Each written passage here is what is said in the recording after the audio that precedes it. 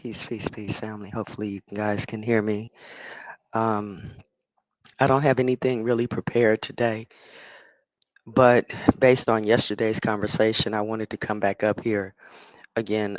Shout out to Smoke Signal and Super for presenting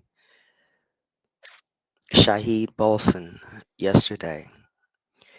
Um, I listened back at that stream and realized there were things that I didn't say the way that it should have been said, and I probably need to write those things out to be able to address them. It's very important for me, if not for other people, to go back and listen to these streams so I can hear what I'm saying, hear what others are saying, clarify points that we may not get. Um, because a lot of things, in my opinion, were said for the sake of expediency and or convenience, and some of the information or some of the points were actually missed. I was busy running around here and trying to be with the conversation, and then we also know that there are people in conversations, and you kind of got to catch where they're going, because they take a detour and like, why are we over here? Um, but it was a good conversation to me in the beginning. I didn't really want to get into child psychology and rites of passage or any of that stuff. My whole point is that we have a job to do in helping to awaken and re educate, irradiate, or the like our people, reinform our people on the things um, that need to be addressed at this moment in time. And we have an uphill battle, if you would, when it comes to that, because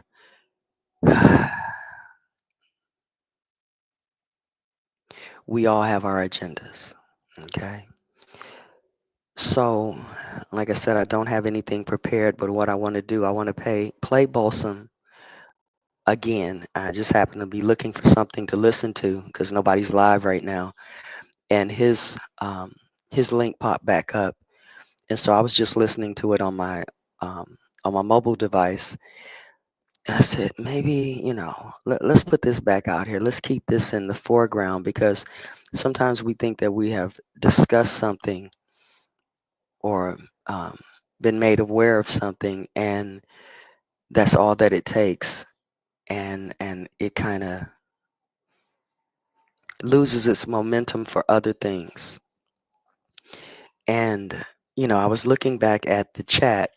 There was a brother who was in the chat. His name is King Ye, or whatever the case is. And I only caught one of his comments on yesterday, and his comment, peace, Josephine Short. His comment was at the point where Shy Sun and Willie, Willie, I think his name is Willie, um, were up on the panel and started, the yelling and the talking over and all of that. And mind you, everything that we see and do has its place. And in my opinion, and it may not be for everybody, but in my opinion, um, anything can be used as a teaching lesson. Um, Anything can be used to make us better or worse, if you would. And even in that aspect, like I said on yesterday, we have to sit in a place of somewhat um, a form of neutrality, if you would, in order to let the picture unfold in front of us. And also, when I touched on that when you create one thing, you immediately create its opposite. Um, so just like immediately creating a safe place to discuss ideas, we immediately created a place to not talk about safe ideas. Um, love and hate, peace and war, good and bad, yada yada. And that's not really where I wanted to be on a dualistic mindset with this. There's a lot of things that I saw in the video on yesterday. Um, There was a point where Super had talked about being non-judgmental, and then I was talking about, we still do have to judge because we have our flaws. And as I was listening to that for like the third time, that spot in there, um, there was something that I missed in relationship to that that could have tied both conversations in. And when I say both conversations, I'm not talking about just Super and myself and talking about flaws in judgment, but also talking about Montegator's um, rites of passage. Because the nuance between the two, what you do internally for yourself and what you do externally for the world, is in itself a rite of passage. Like one of my friends says, they say, life sends you the test and then you get the lesson. So in some aspects, and this is not for everybody because everybody's not going to have that proclivity, that patience, um, to deal with these tedious things, but sometimes it's advantageous to go back and look at those little nuances. Like I said yesterday, it's not the big things that spoil a vine, it's those little foxes. And these are where those nuances are, because between what I was saying and what Super was saying at that moment in time was actually a rite of passage to look at your own flaws, if you would, your own shortcomings, misgivings, prejudices, and the like, and then to accept those things and not lay them on other people to go on with your life is in itself an internal rite of passage. Yesterday, I realized that there was something, or today I realized about yesterday, that there was something that I wanted to say, um, that I kind of alluded to but didn't really get into. And what it is this, um, the problem, if you would, with um,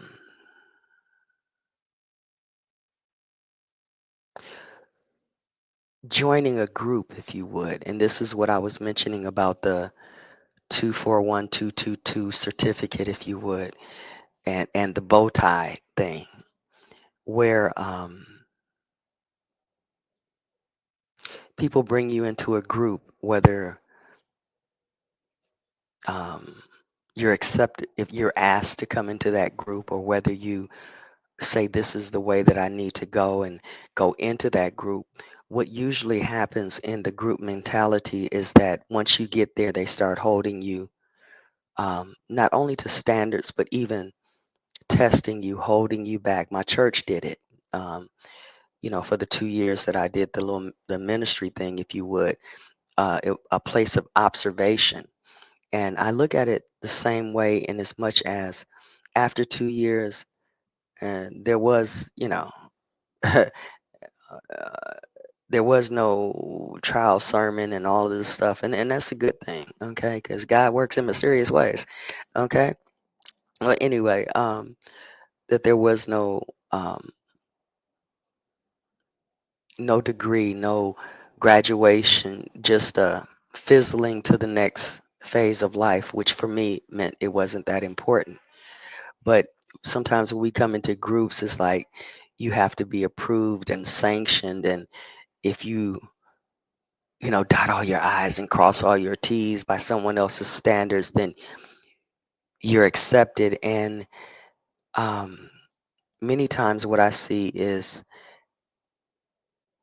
we don't have a tendency, and myself included, to check our prejudices in such a way that we allow people to be, even when it makes us uncomfortable. Um, I looked at this in a matter of to join a group, if you would, whatever that group may be, that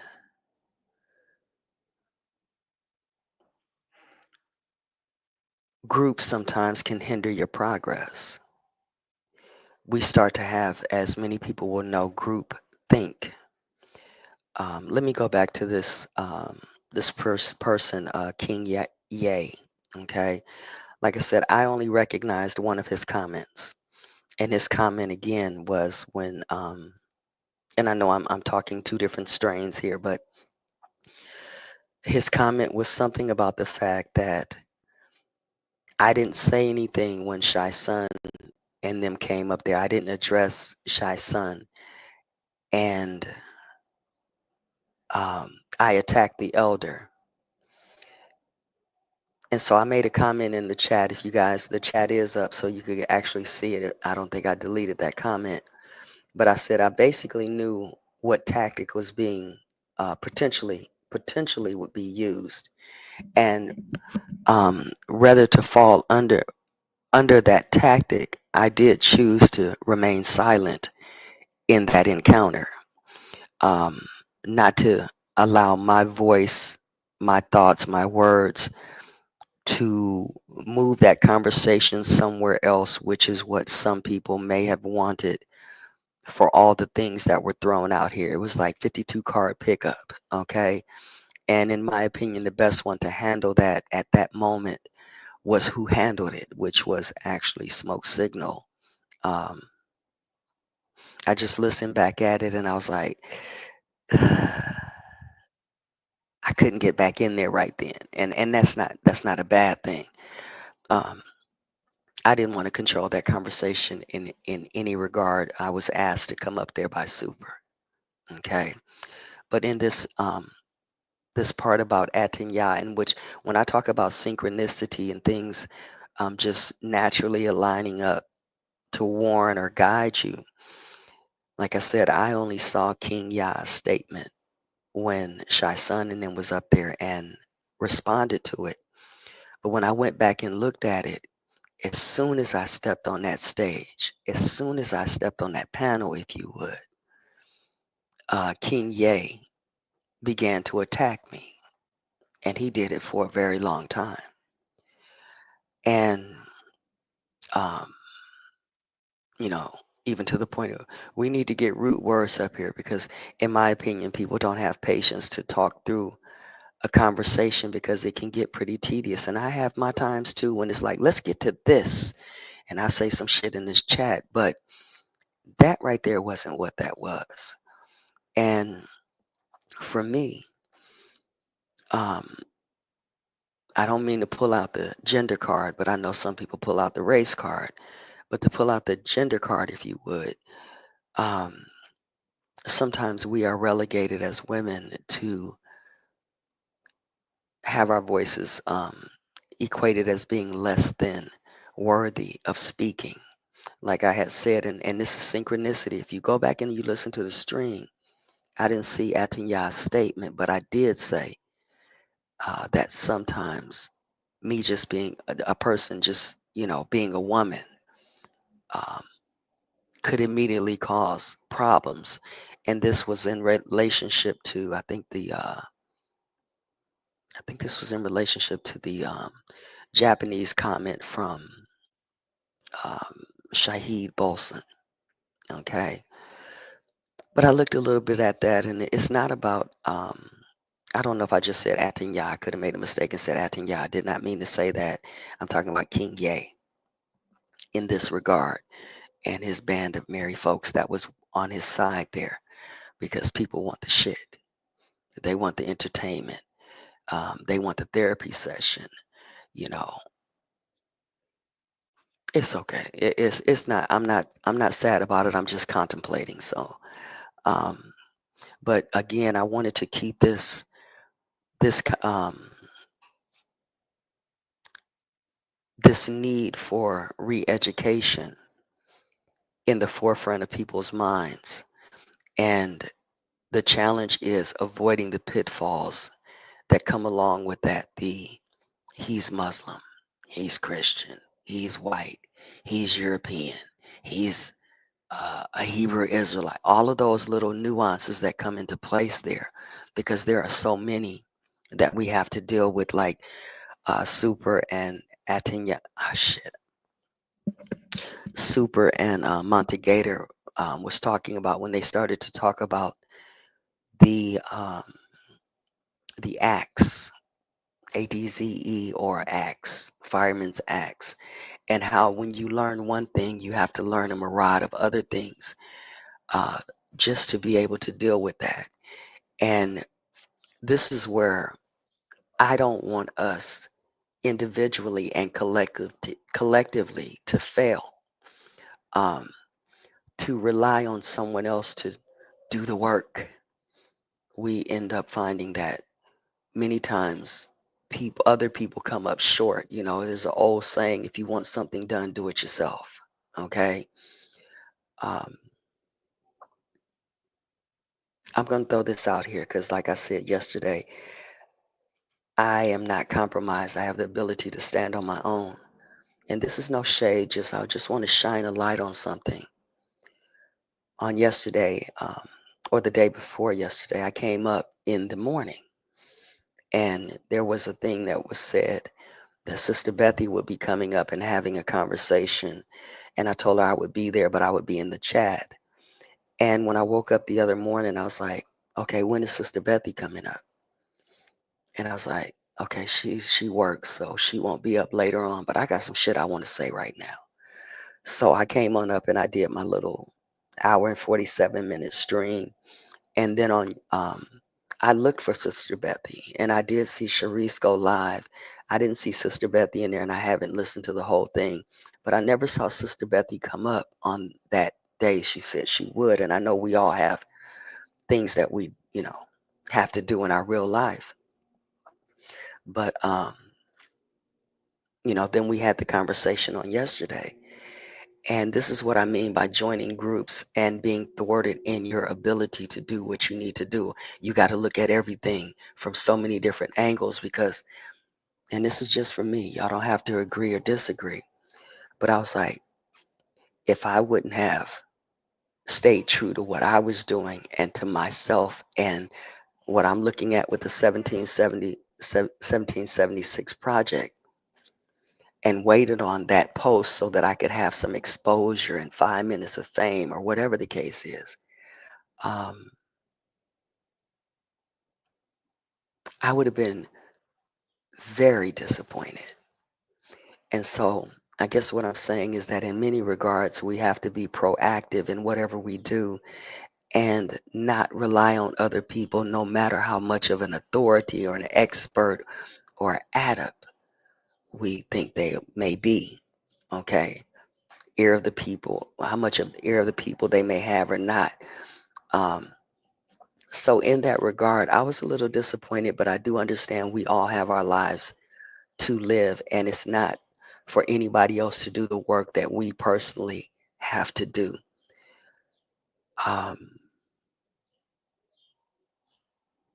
so again, I appreciate Smoke Signal and Super for bringing Bolston to the foreground. Um, and I personally, not that the whole panel was of my doing or anything, but I personally apologize for any way that panel was taken away from the conversation in relationship to that presentation. Um, and that even leads into Shahid Bosom talking about us having to have responsibility, that some people don't want to be responsible. And I do see that in our community to various extents. And I also know that when it comes to doing anything, it's hard for us to do it all for everybody else. Um, all the things that are necessary. And none of us really want to do that. That's why I use the illustration of the goat, that all I got to do is get one person to follow, and that one will tell another.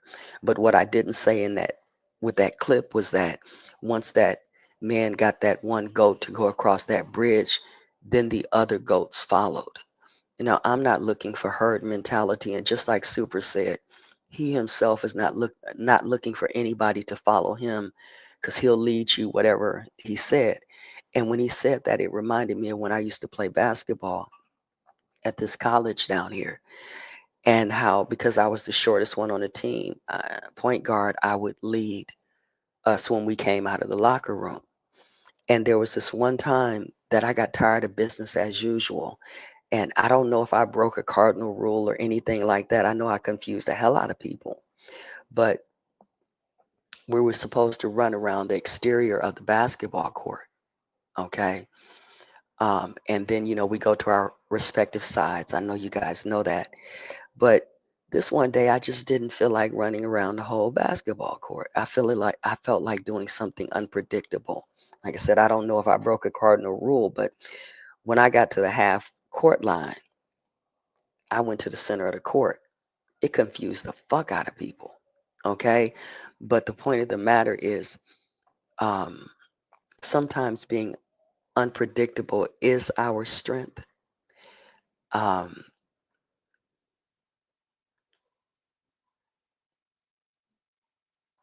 um, but at the same time, we have human errors, you human proclivities and stuff, and um, we have this thing in our society, our history, our world of following blindly leaders or following leaders blindly. You know, sometimes we're so happy to get a little bit of something that we forget that that shit didn't satisfy us the way that it should have satisfied us. It didn't meet all of the goals um, that we may have or meet all of our nutritional needs mentally, if you would, historically, whatever. So that's the reason why it takes all of us to a certain extent to do the necessary things to help in our community. And mind you, we're up here on social media. There's probably millions and billions of people that don't know a damn thing about us, okay, and what we do. Um, and what we do today may not even affect people for 10 years down the line or 5 years down the line. But in my opinion, looking at the past um, generations of silence, and I'm not just talking about the silent generation, baby boomers. I'm talking about that history that we argue over, like, where was America in all of this? Bab has a debate coming up with Haru talking about, who was first, America or Africa. And I always look at the fact that because we don't have um,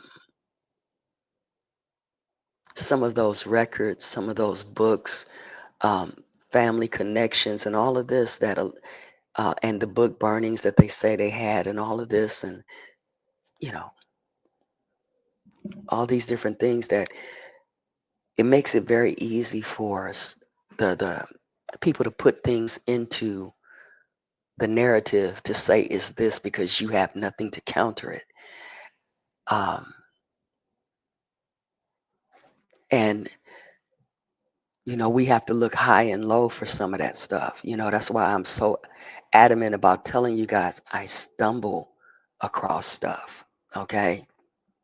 you know. But when you have people out here that's like, it don't matter what you do, I'm gonna critique it because it ain't right, because it doesn't fit with my agenda. This is what keeps us in this circular reasoning and not moving forward, because we have the proclivity to rest back on our laurels. For example, um, and this is no shade on that person in the chat who said that's why I rely on the Ten Commandments, and then he went down further and said something about honor thy father. And I was sitting there, I said, you know what? I can't read no more of this shit, because what about your mother? In what Bolsom says in this clip, which I'm gonna go ahead and play it in just a moment. Um, oh shoot, what did he say in there?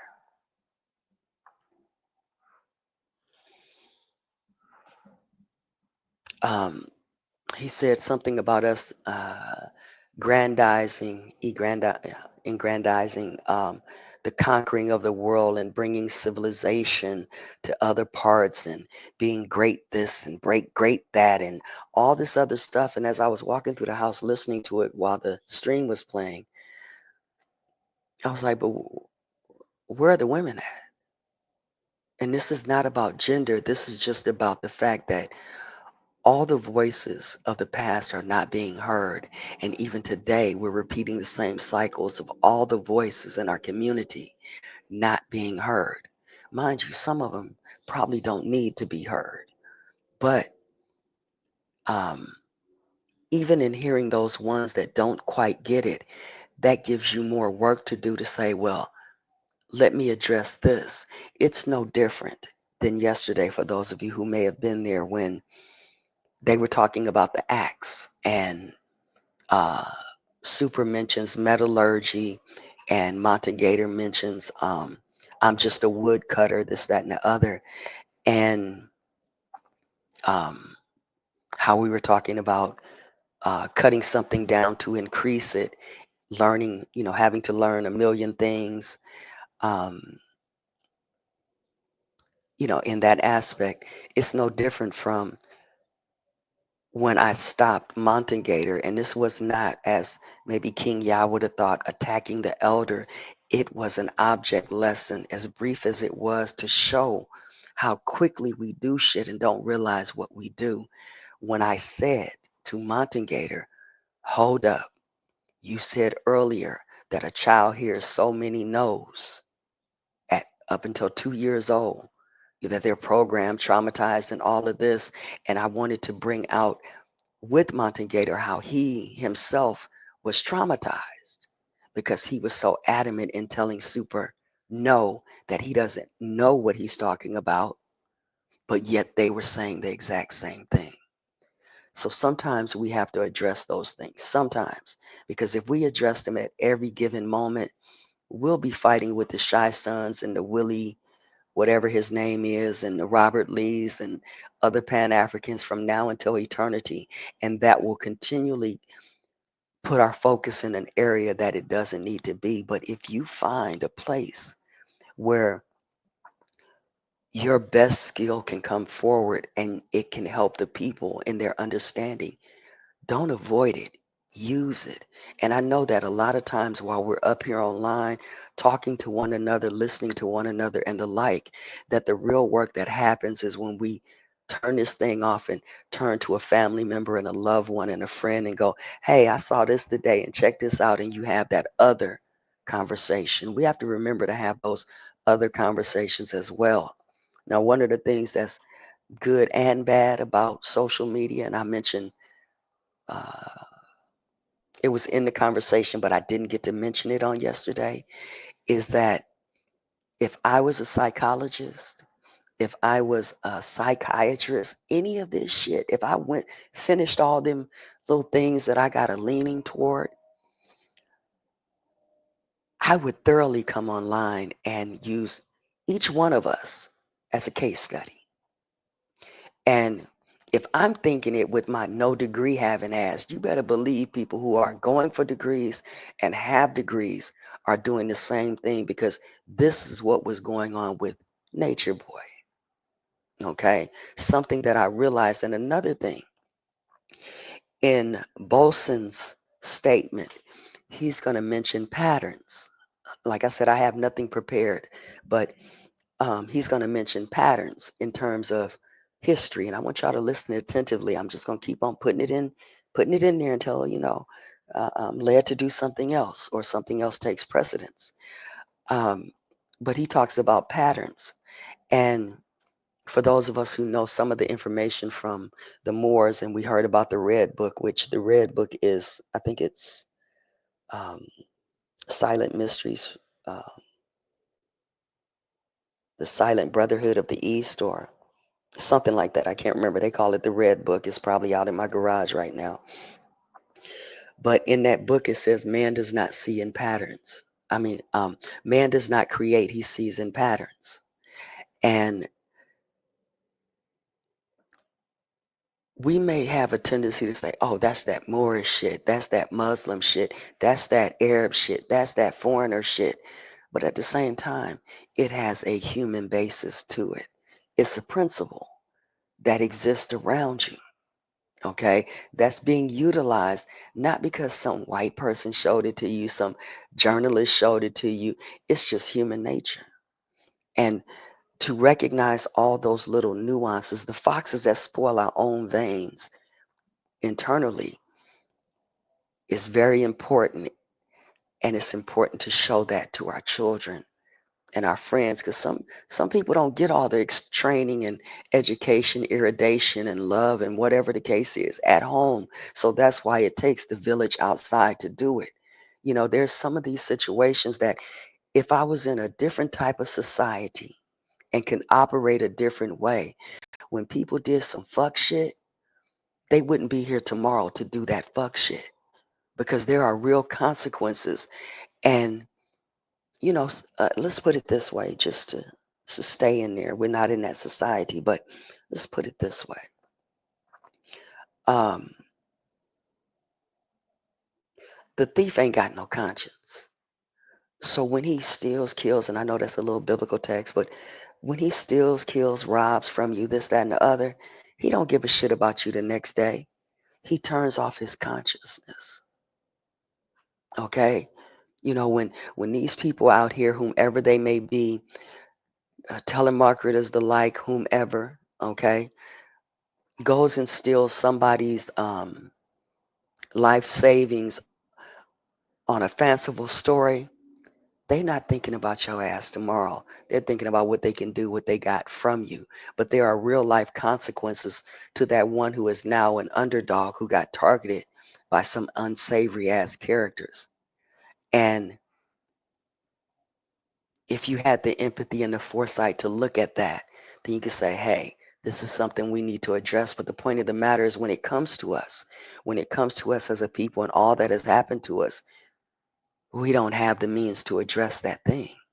If we had the means right now, we wouldn't be still having the conversation 12 years later about is it our government? Is it not our government? Do we take the government back over?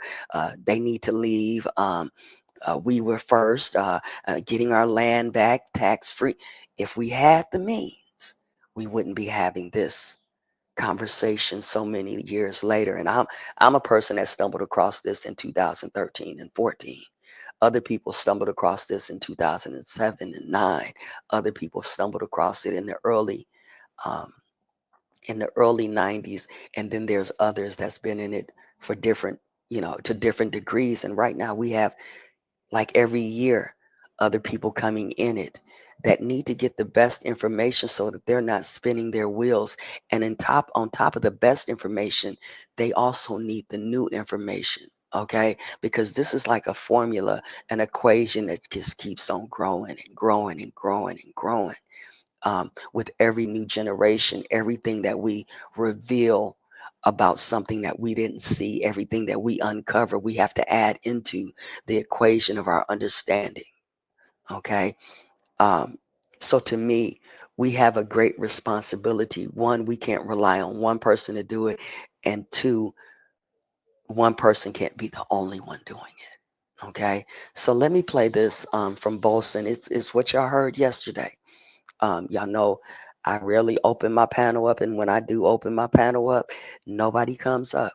So I'm not saying I'm gonna open up the panel so y'all can talk. And nah, probably not. Um, but I tell y'all one thing: if y'all get me to 500, I'll start opening this panel up a little bit more. Incentive for you, okay? But anyway, let's play this. Let me go share this piece, uh, and I hope everybody's doing okay. I'm trying to remain very calm in my voice. Let's see. Let's get a share screen. Excuse me.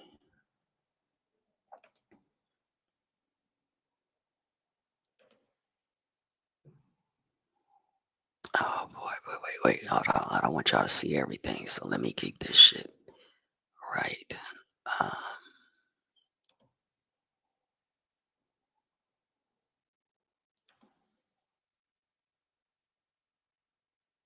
Second family. Um, and if I get a strike, I'm gonna have to ask why Super didn't get one. Okay, so here we go.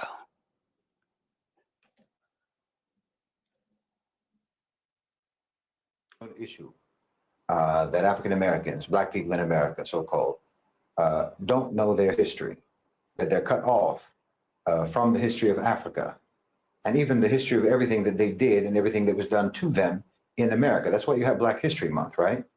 So this is something that everyone knows about. Everyone is aware of this issue. But the truth is that so-called white people don't know their history either, their history in America or their history in Europe. Americans generally don't know history, which is incredibly useful when you consider the fact that history repeats itself. It's incredibly useful to keep the entire population in a state of amnesia so that the whole country operates like the main character in that film Memento, you know? So you keep doing the same things that you've always done, and you never understand that you're actually doing the things that history has already judged to be crimes. You understand? You can do it as if there's no context, as if there's no history, as if there's no pattern. That's the whole point of approaching current events from an ahistorical perspective. You don't want anyone to see the pattern. You want to be able to do things that have already been condemned by history, but you want to keep doing them anyway, as if you don't know that they're contemptible. You don't know that they are condemned actions.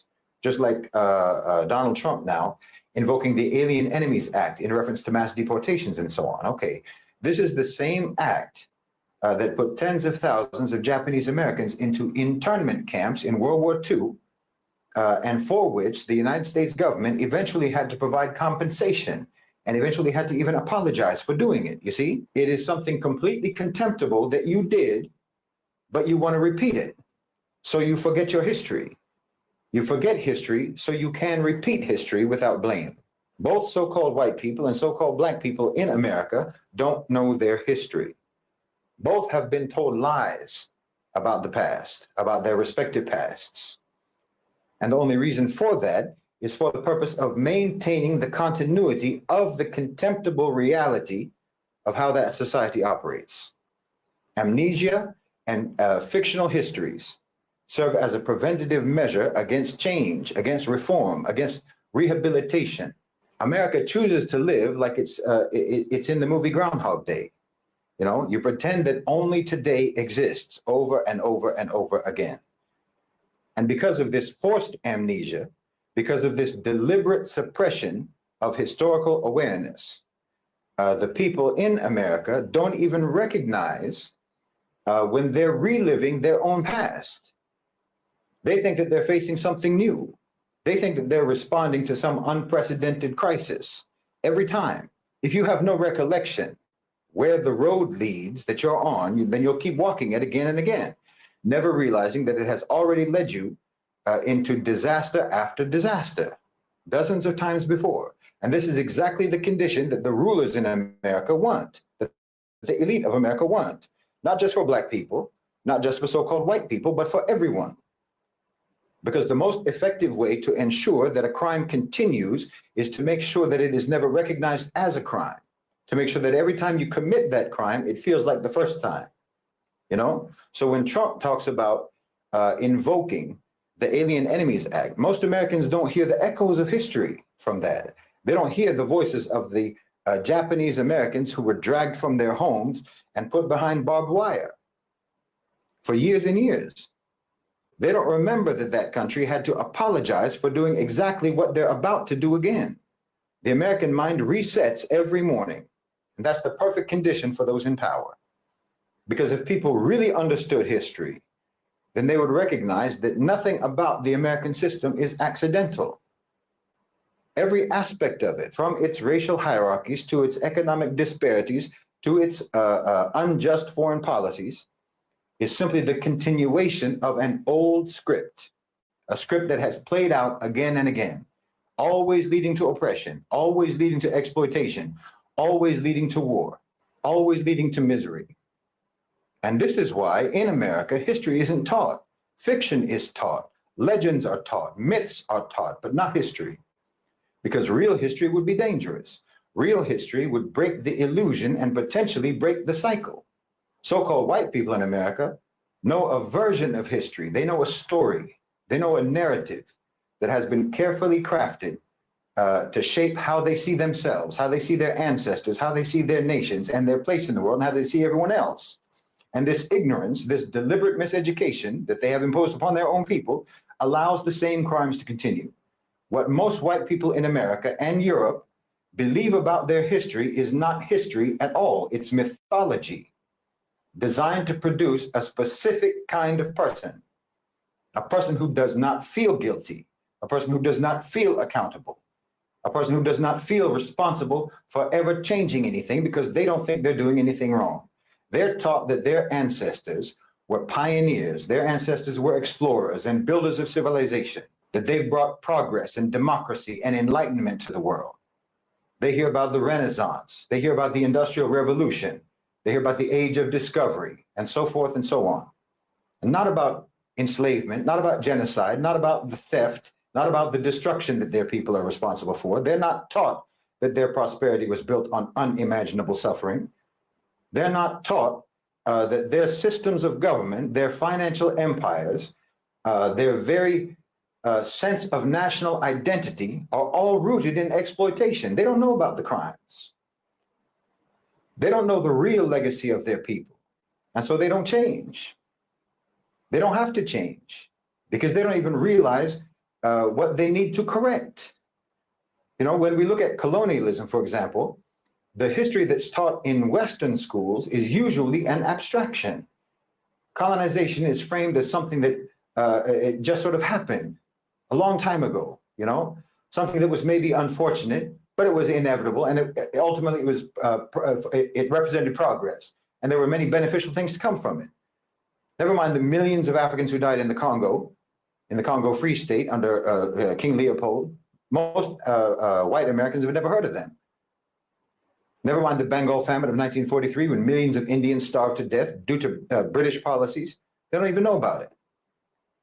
The fact that the American police forces evolved from slave patrols, they don't know about that either. And they're not any more informed about the ongoing crimes, like the pillage of African resources today, the economic neocolonialism that keeps entire regions of the world impoverished, the exploitation of labor in the global South. These aren't relics of history. That's the present day reality of what your people are doing. But the story that white people are told does not include those realities, or else it packages those realities deceitfully and dishonestly.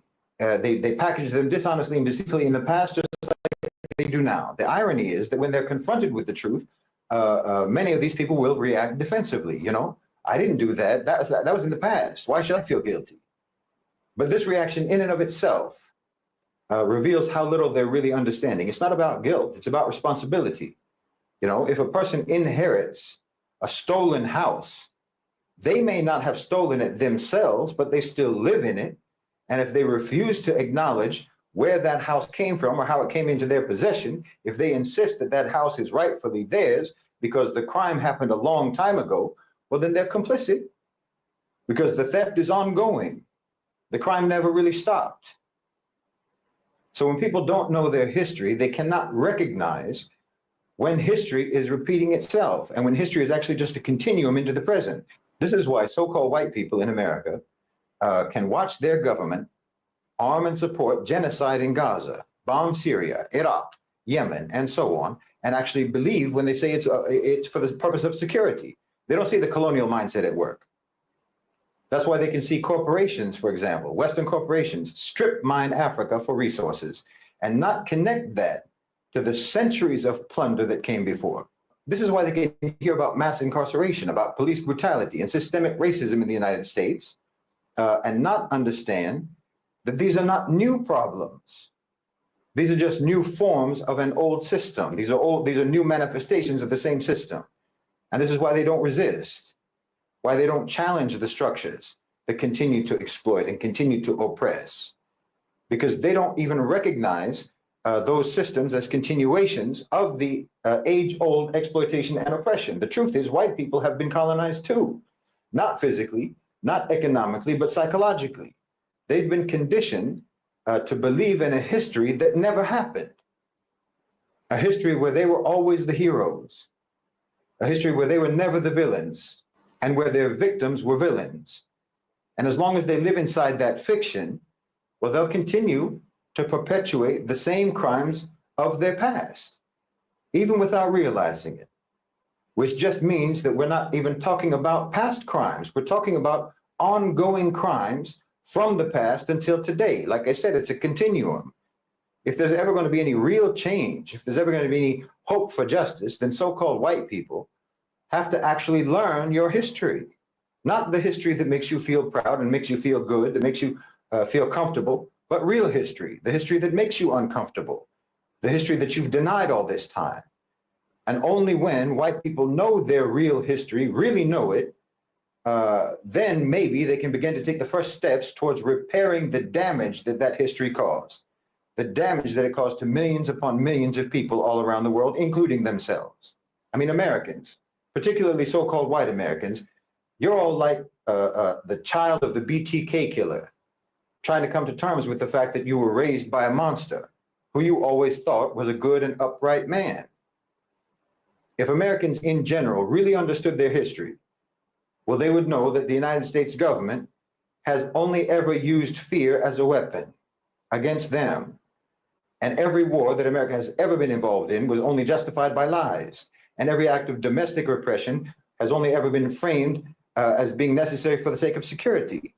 They would know that the anti-immigration movements, the anti-Muslim ban and so forth, and all of their surveillance programs, it's not new. It's the same thing. It's just rebranded versions of old crimes. There's absolute continuity. And the only reason that you don't know that is because you have no actual understanding of your own history. Yes, if Americans truly understood their history, they would not be so easily manipulated. They would not be so easily controlled. They would not be so quick to repeat the wrongs of the past, or rather to continue the wrongs of the past. But that's exactly why history is hidden from them. I mean, it's trite but true. There is nothing more powerful than knowledge. There's nothing more dangerous to a corrupt system than a population that remembers. And that's why our mission must be to educate people and to awaken people and to reconnect people with the reality of their own history, the good and the bad. Because when you understand your history, then you'll understand your enemy, because they've been doing the same thing throughout history. And when you understand your enemy, then you'll understand how to defeat them. You'll understand how to oppose them, because you've got an enemy who keeps you in a state of amnesia and a state of fake implanted memories. You know, every time you open your eyes, your enemy is right there in front of you telling you that he's your friend. And because you don't remember anything, you believe him. You understand? The whole country is getting their drink spiked. Everyone in that country is getting roofied. And the one who spikes your drink and the one who abuses you when you're in your numb and unconscious state is the one sitting next to you in the morning when you come to, holding your hand, your protector. Oh, it's insidious. Uncle Sam is a serial killer. The son of Sam's got nothing on Uncle Sam. Uncle Sam is the most prolific, psychopathic, diabolical, demonic mass murderer in history. I mean, look at that poster again, that Uncle Sam poster, that I Want You poster. Think about that. You would think that a character who's supposed to represent the great democratic America would actually be asking the people, what do you want? Not demanding, I want you to go off into the meat grinder of World War I and World War II, over 500,000 American soldiers killed in Europe and in Asia, thousands of miles from the United States. And then basically some 20-something years later, the same message is repeated. And it's heralded as a great quote. It's heralded as a great statement from John F. Kennedy. Ask not what your country can do for you. Ask what you can do for your country. Why? That's not how this works. Talk about gaslighting. Imagine if someone said that in a relationship. You know, I need you to do this and that and the other.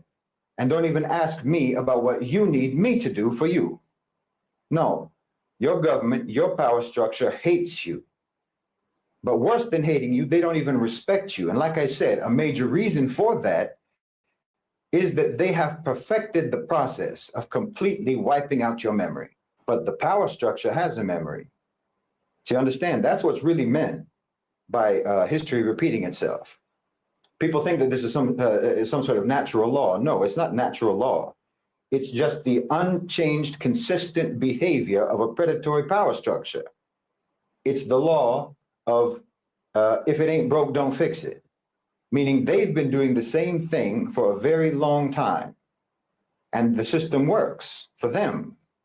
So they have no reason to change it, and they never will change it until you change. And that's why they want to make sure that you never know what's going on. They want to make sure that you never know what's been going on, and why they keep you basically like a crackhead. I'm serious, just like a crackhead. The American population, is like a crackhead. Extreme desperation for short-term gratification, complete memory blackouts, no recall of past consequences of their actions, mood swings, volatile, erratic, can't cope with reality.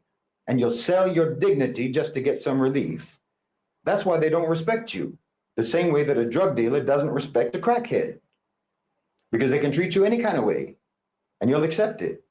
You'll accept it as long as you can get a hit of propaganda, a hit of entertainment, a hit of distraction, or what have you, anything to just help you forget the reality that you live in. But Allah subhanahu wa ta'ala said that the condition of a people will not change until they move to change it themselves. And that's why they've neutralized you, because otherwise history might not repeat itself, because they're the ones who are making history repeat itself by just continuing to do what they've always done. You understand what I'm saying? See, this isn't cyclical, it's constant, uninterrupted, the oppression, the violence, the exploitation, the predation. This is all static, unchanging.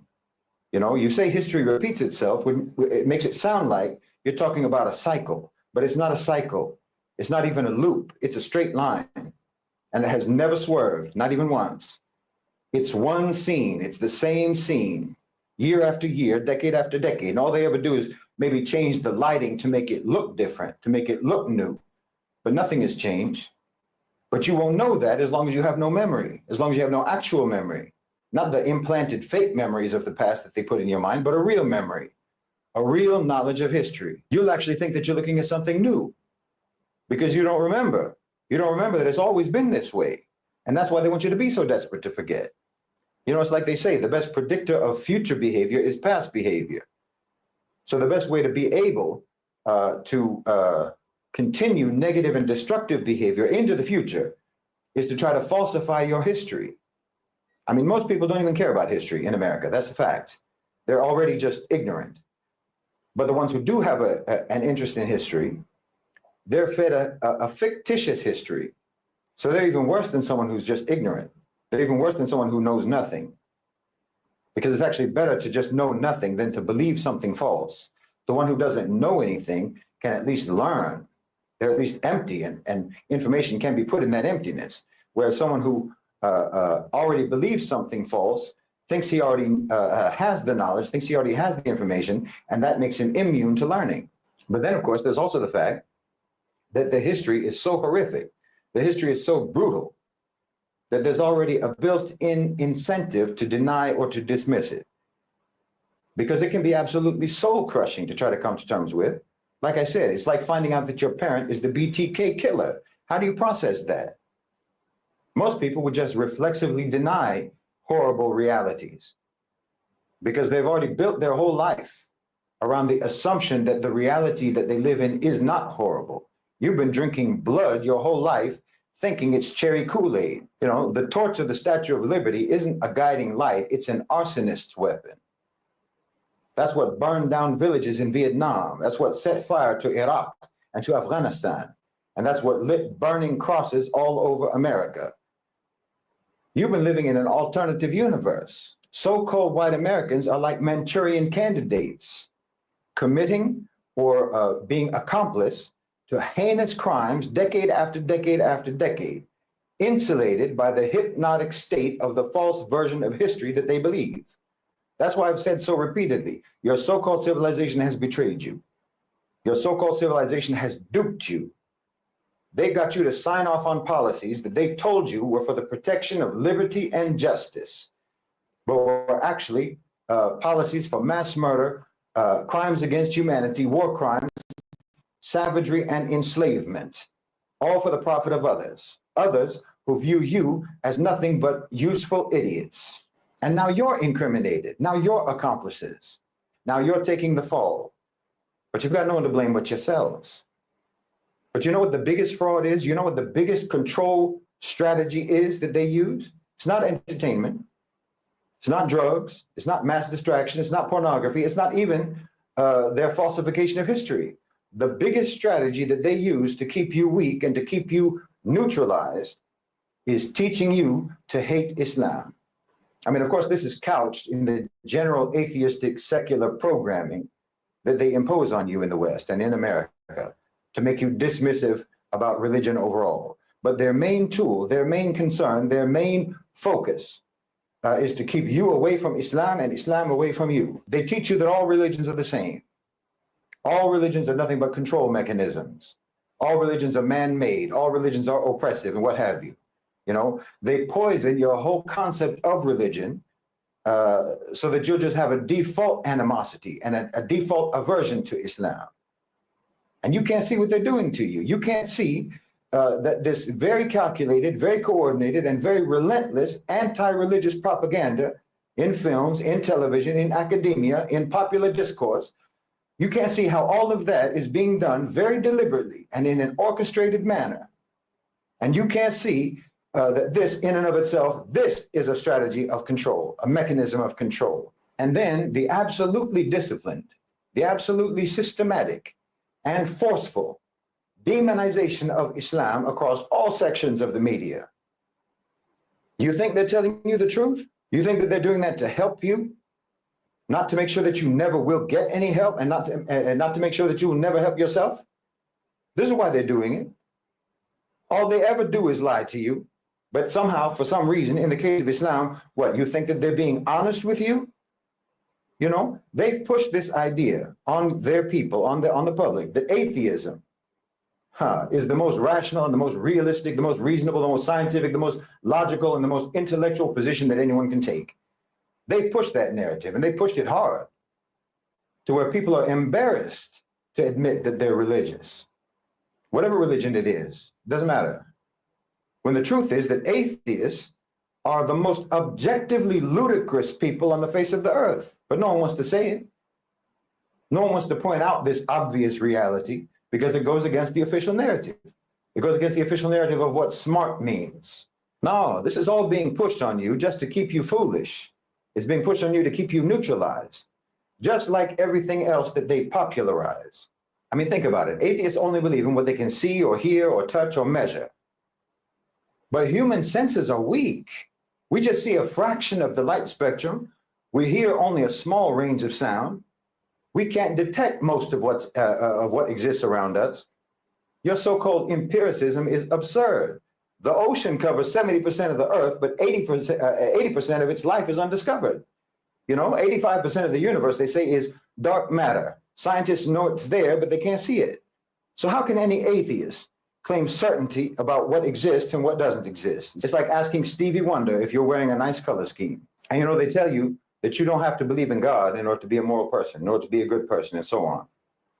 But you need the government, don't you? You need the government to tell you, don't you? They'll tell you that all religions are man-made, but by the way, you better follow all of these man-made laws that we just wrote down or we'll put you in jail. Okay, you can be moral without religion. Where's the proof? The 20th century was the most atheistic century in human history. And it was also the most viciously violent and inhumane and immoral century in history. Yeah, okay, you can still walk when it's pitch dark, but you can walk a whole lot better in the daylight. You can walk a lot better and you can walk a lot more safely. Honestly, they're making fools of you. And like I said, it's glaringly obvious what religion is the one religion that they most want you to stay away from. And it's not Christianity, and it's not Judaism, and it's not Buddhism, and it's not Hinduism. It's not New Age spiritualism, no. The most vilified, the most reviled, the most slandered, and the most systematically, relentlessly demonized religion is Islam. Slandered and demonized by the power structure that is absolutely committed to keeping you in the dark about everything, about your history and about your present. Well, it couldn't be more obvious. You know, this is where a lot of people hit a wall. They hit a wall in their ability to reason when it comes to Islam. There's people that like to believe that they have successfully extricated themselves from the indoctrination and the programming, right up until you start talking about Islam. Then the indoctrination and the programming kick in with a fury. You know, there's people who will say, yes, the government lies. Yes, they lied about history. Yes, it's miseducation. Yes, they lie about this and they lie about that, and all the popular narratives and all the discourse are just controlled, except for the lies that you taught me that I still believe in. When it comes to religion, when it comes to Islam, it's uncanny.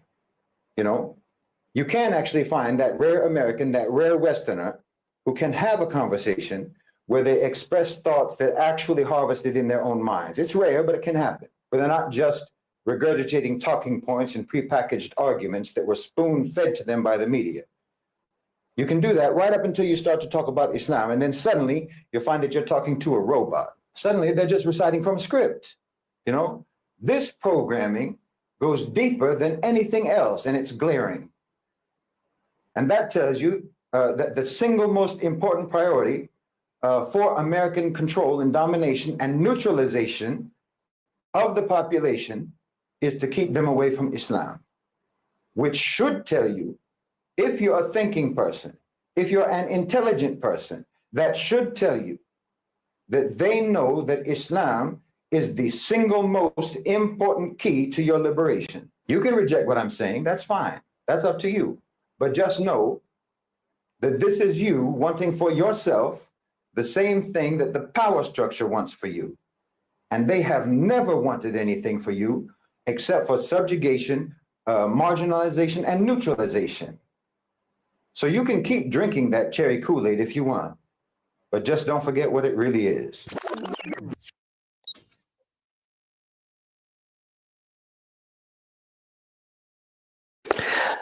Peace, peace, peace. So now, Brother Man, he talked about this Kool-Aid at the end, right? So he's got another video talking about we've been drinking blood so long that we don't even recognize it or something like that. So he's got another link up there. I haven't dived into that one. Um, let's go with the Islam thing. I'm going to take it this way. You know, you guys may have heard me talk about this before, where we talk about the universities and different universities going private in the 1700s when they were declaring their independence. You guys may have heard Fontrese and I, matter of fact, talking about the mystic wedding of Magdalene or Mary or something like that, which had to do with Da Vinci, looking at Da Vinci. And this is just to get you back to this era, if you would. The thing that we found out in studying about Da Vinci and the Mona Lisa and all of this was that Da Vinci went to a different type of school. He went to what they called an abacus school. And the problem that we're looking at in our society, if you would, with this overabundance of religious narratives coming into play, is that the Christian one rose to the top, and to me, the Islamic one, because I was raised Christian, didn't get uh, as much play. But the abacus schools were the ones that talked about business. So you have business over here, and then you have religion over here. And a lot of us, as you can see, will gravitate toward, as he said, as Bolson said, the script. The programming will set in, because whereas they were supposed to have freedom of religion, it still suppressed a particular um, philosophy. Okay. When we get together and start talking about stuff, it becomes a philosophy. Okay. Because 1 + 1 = something else. Okay. Kind of like with the axe, you chop it down, but yet you increase its value, which was what we saw on yesterday, looking at that fireman's axe. And even, let me just put this out here for the people that are listening. When y'all talked about that fireman's axe, and I was like, what in the hell are we talking about axes? What the fuck? Excuse my language. As I thought about it a little bit more, I said, oh, that's that subtle reference to the Masons, you know, about the hammer and, what tools they use. And so we have to, again, be able to recognize these things when they show up, because it was a lesson in that. You cut it in half to increase it. You increase its value by your labor. And that's what we're trying to do here. At least I am, to whatever extent, to increase what we do and our effectiveness. When we look at this, when we listen to this, there is a proclivity. as the programming sets in to go, oh yeah, see, the white people need to be they need to be educated because they've been lost, and oh, the black people and the Japanese, avoid all those little nuances that are in there and understand what it is that you need to do in the midst of it. Don't gravitate to the white and the black because that's part of the programming, which is I can't get on a higher mountaintop and yell that shit. Okay, but um yeah, I kind of want y'all to avoid that. He said a lot in here. I'm glad y'all really like this post. Like I said, I just want to keep it in your form, in the foreground, because you know what you got from it uh, the first day, if you went and listened to it, might not be what you got from it yesterday when we discussed it, which might not be what you're getting from it today, and it might not be what you get from it tomorrow. So, um, I don't like swinging from monkey bars, but I want y'all to keep the trajectory going so that we can find that place where we spin out of this narrative. Okay. And with me, I'm not trying to get into no group. Okay. The thing that I like about the Muslims, if you would, is that they do their research, that they can give you facts and figures and this, that, and the other. And mind you, while they're doing all that stuff that they're doing through their studies, you have other copycats who act like they're doing that. And excuse me for saying it, like a Shy Son, a Willie, and a few other people around here that will throw all these uh, facts and figures and statistics out here like they know shit. Okay. But then when you question them, they don't know as much, or they don't have time to tell you that, or their ego gets into play, or they start to feel a little insecure, if you would. Um, and you don't get that all that information because we all have our agendas to certain extents, and focal points and experiences and stuff. Um, but like I said, let's go back to this, and I am gonna open this panel up, and I'm gonna let y'all have it, okay, until I can cuss y'all out. I'm just playing, but anyway, the thing that I wanted to do, and mind you, this was not appropriate yesterday because um, people didn't have the patience to actually look at it. The thing that stood out to me in here, and it's not the only thing, there are so many things in here that we could take and move forward to discuss. But the thing that stood out to me when we talk about the 1619 project and the 1776 project, and how journalism, yellow journalism, sensationalism has shaped the minds of the people, is the mythology. Okay. Now they tried to talk about that yesterday, and I think Cosmin came in and he mentioned something about allegory. And then I grabbed the dictionary and I said, oh, I see what he's talking about. But just looking at what was discussed as far as mythology was concerned, I realized, because I'm looking at these books that I have, that we didn't even scratch the surface of those things. Okay. And this is where that a lot of patience comes in, because we really don't want to study like we're supposed to be able to do certain things. And it's always a matter of, well, I learned this because I got this degree, or I have this experience, this, that, and the other. And at the end of the day, that kind of thinking always ends up being, well, you're just this and you're stupid. You're just this and you're dumb. You're just this and you're slow. You're just indoctrinated. This is the programming kicking in because we won't do the real work that's necessary. Now, mind you, I am setting up for something right here. Okay. I have my dictionary out. Like I said, I didn't plan for anything, but I do want to kind of show just a little bit, because I don't think we have the patience for it all, as far as mythology, to get a well-rounded view. From yesterday, for example, yesterday, Monty Gator brought in the axe, and I'm like, what the fuck? Okay, I really was in the background going, what the fuck? Why are we talking about firemen's axes? And I read the definition. I started to read the definition. And in reading that definition, what ended up happening was we were introduced to other words that were associated with ADZE. So much so that we ended up running into addicts. Okay. And I think it was Cosman that mentioned, well, I remember remembered an addicts from some story, if you would, right? Okay, some story of the past, and they found out it was in the Greek mythologies, again, in the classics, if you would.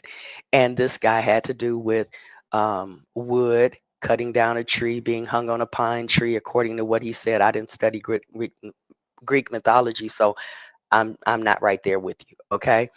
Um, or I don't have that knowledge, if you would. But in looking at addicts, then we find out that what shows up in here, the thing that I was saying, ADDS, ads, okay, and ADS, ads, okay, but cutting something in half to increase its value, and that's super broad in increasing its work. So the various languages, going back to what the Moors said, all vowels being interchangeable, and you know what's the answer to a question? Well, it depends on who you ask, because then we're looking at different ways that those words are spelled in different cultures and different languages and have different associations. But in my opinion, a lot of us have not done the real work to really identify to a great extent what we're dealing with. We're more so along the regurgitation of something that we've heard, or some particular talking point that never quite get to the finish line of what needs to be done. I hope you guys understand what I'm saying. Thank you, James. Yes, those hit that like button for me, please. Like I said, if I get to 500, then I can, I'll open this panel up a little bit more, okay? Because, sister got her own flaws, like, as Super said. Violence is for like less ignorant people. Yeah, I'll get violent, and it's true. Okay, I'll start cussing you out. Okay, but yeah, 500 people. I'm trying to get there. I only need 13 more. So, take one of y'all backup accounts if you would, and just subscribe to my channel so I can get to 500, y'all. Come on now, that's it. Y'all holding me here, okay? But anyway, I pulled up the dictionary, and I'm gonna take a. Okay, okay. Let me know. Let me know let me know, Brother Nasir. Okay. So I just want to take a little bit of this dictionary. Like I said, this this dictionary set was a find. It was a find because it's not one dictionary, it's a multi-volume dictionary. And in this Oxford, it's called Oxford, the Oxford English Dictionary, and I don't know what other references it has in here. Um, I just say that if Malcolm X was still studying the dictionary, he'd still be studying from all these volumes. It wasn't just one dictionary. Um, but this is really a godsend right here. I'm trying to see if uh, I can just tell you it's by Clarendon or at Clarendon Press. Um, and it's coming from the Philological Society, mainly materials collected by the Philological Society. Okay. But um, when we were looking at mythology, okay, I didn't really put it in there. I think I wrote it in the chat, and one word under myth, because people were having this issue about what's a myth. And it's not a big issue, but it is an issue nonetheless, and one that we've gravitated to. You have this word called myth history. Mythistory. Okay, mythistory. I'll spell it in the chat for you. Oh shit. Hold on.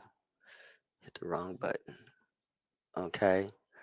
And I gravitated to that, and I said in the chat, I said, I bet, let's see if they get to mythistory, if you would. Let me put this up, and it sounds just like it's spelled just like it sounds. Okay, so that's actually a word.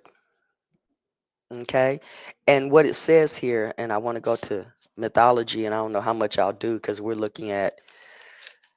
Oh, it's the last page, the last couple pages. In this particular volume, and this volume is 820 pages. It's damn self. Okay, but mythistry, it says rare, AD late Latin mythisteria, or Greek, I can't pronounce that word. Okay, I can't even tell you what the letters are, but it's myth plus iotopia, which is history. Okay, and what this does here, it gives you dates. So one of the dates that it has under mythistory is 1731, and it's referencing Bailey, Volume 2, Mythistory. a history mingled with false fables and tales. Um, Hence, as myth history, myth dash history in Worcester, 1846, and subsequent uh, DETCS, and I'm not sure what DETCS is other than dictions or something like that, but it gives you references. Like one of the things that this book actually did when I first got it was to talk about, I think I was looking up, you guys should remember this quote if you guys been around the Moors, where it talks about the Europeans say that we are mere hybrids. If anything, Englishmen are mere hybrids. When I saw that years ago, I was like, oh shit. I don't have to rely on what other people say. I can actually look into this dictionary and see where it is in history. Because a lot of times when we talk about stuff, we don't get down to the brass tacks of it because we don't have all the narrative. And as the homeboy was saying, we forget. We don't remember. Okay. Some of us don't remember because we didn't even know. Okay. You know, that kind of stuff. So we have this word about myth history. Okay. And we can't say it doesn't exist, even though a Cosmic Cow wanted to put in there rightly that it was allegory, but that's where that conversation ended. It's allegory. And what does allegory take us back to? Oh, the Bible is allegory and this, that, and the other. And here we go with philosophizing again. Okay.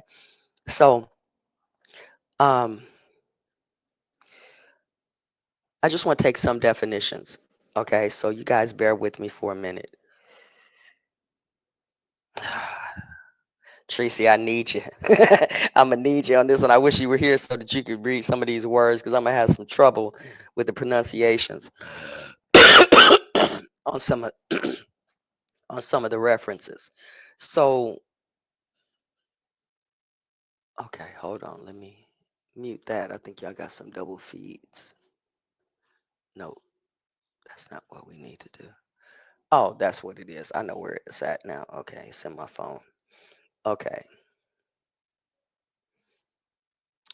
Um, where do I want to start here? Just like with the word mean, y'all know my old statement. You got me to 491. Hey, I only need 9 more, you guys. Thank you. Thank you. Appreciate it. Okay. So, just like with the word mean, I used to say, make the statement. What do I mean when I say mean? Because a good unabridged dictionary showed me that, mean had 15 definitions, and one of those were niggardly. Okay. And it meant a spendthrift and all of this.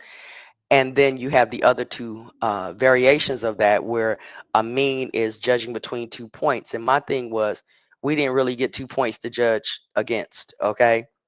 It was like, it might have been, you can get with this or you can get with that. But, it wasn't a matter of I can stand here in the middle and realizing where y'all going or whatever the case is.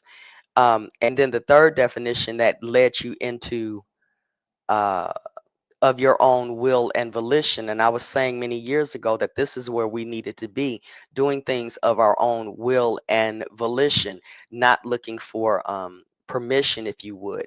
In that will and volition, it was brought out as opposed to free will. And the way that I use free will, I think it's still on a whiteboard I have in my room.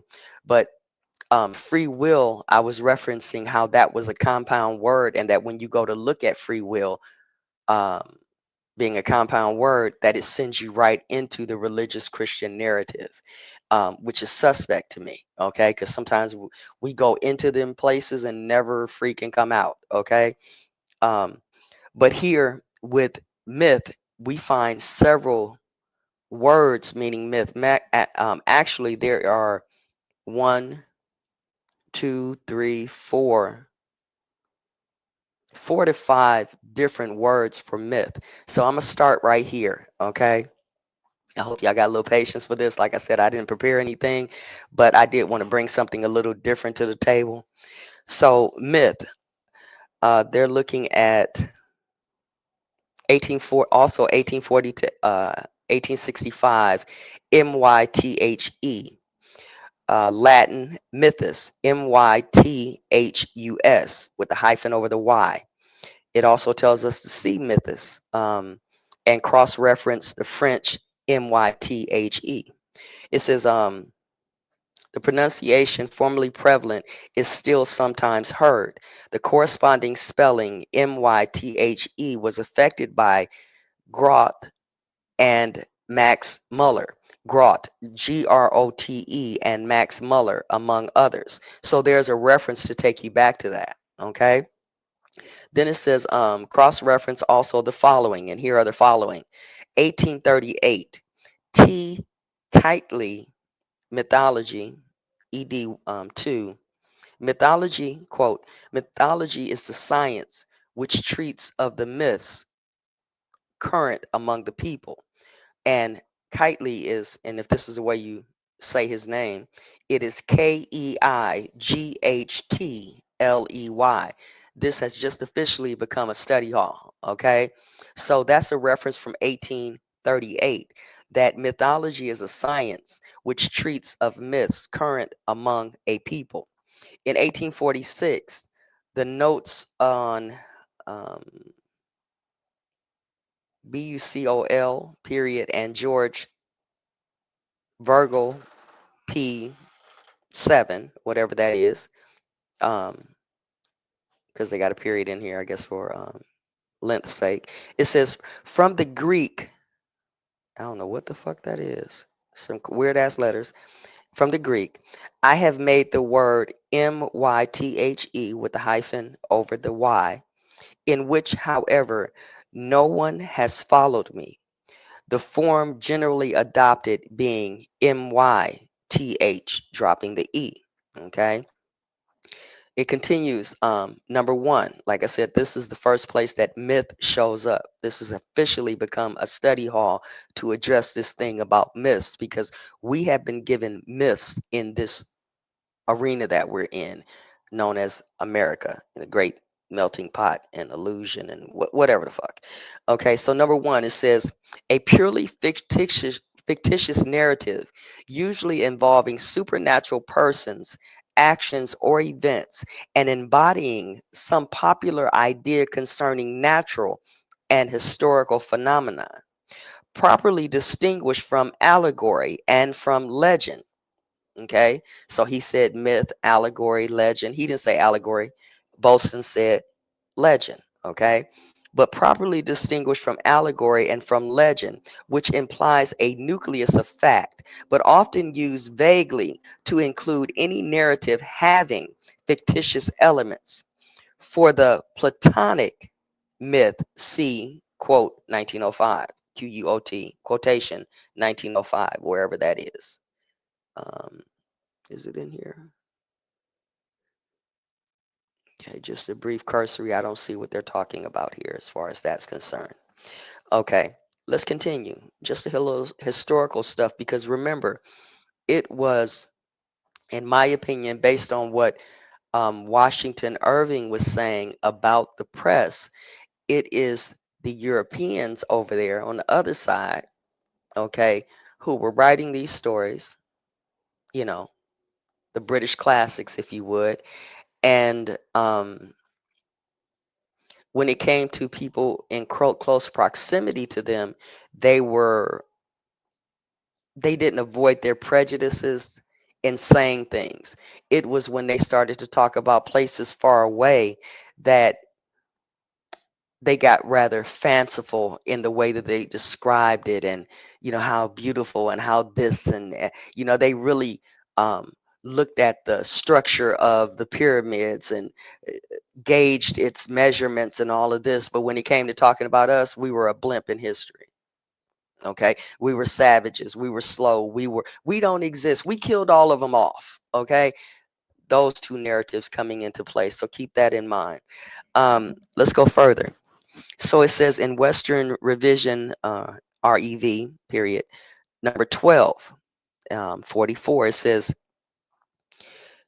those stories are very good illustrations of the origin of myths, by means of which even the most natural sentiment is traced to its cause in the circumstances of fabulous history.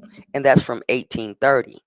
1849, it says, Mullock, Mullock, Ogilvy's 2, 2, number 20. There is a German fairy tale of the Ely women who are all fair in front, but if you walk around them hollow as a piece of stamped but if you walk round them hollow as a piece of stamped leather. Okay, these are things that pertain to our history and how these things come into play. All right. So, and Ely is ELLE dash women who are fair in front, but if you walk around them hollow as a piece of stamped leather. Quotations. Okay. Perhaps this is a myth of young ladyhood. Okay. 1856, Max Muller in Chips, 1888 to 1684 said it has many myths have thus been transferred to real persons by a mere similarity of name.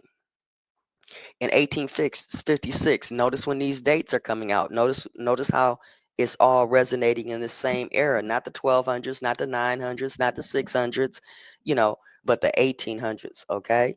When we talk about this, so we can actually identify when they were actually discussing myths, how they were actually pushing these things forward. And this, in my opinion, are going to go with a lot of those people um, who were philosophizing in certain halls of education, if you would, pushing out stories to the media. And I don't know the date, but something that comes to mind is Dickens and the Brothers Grimm.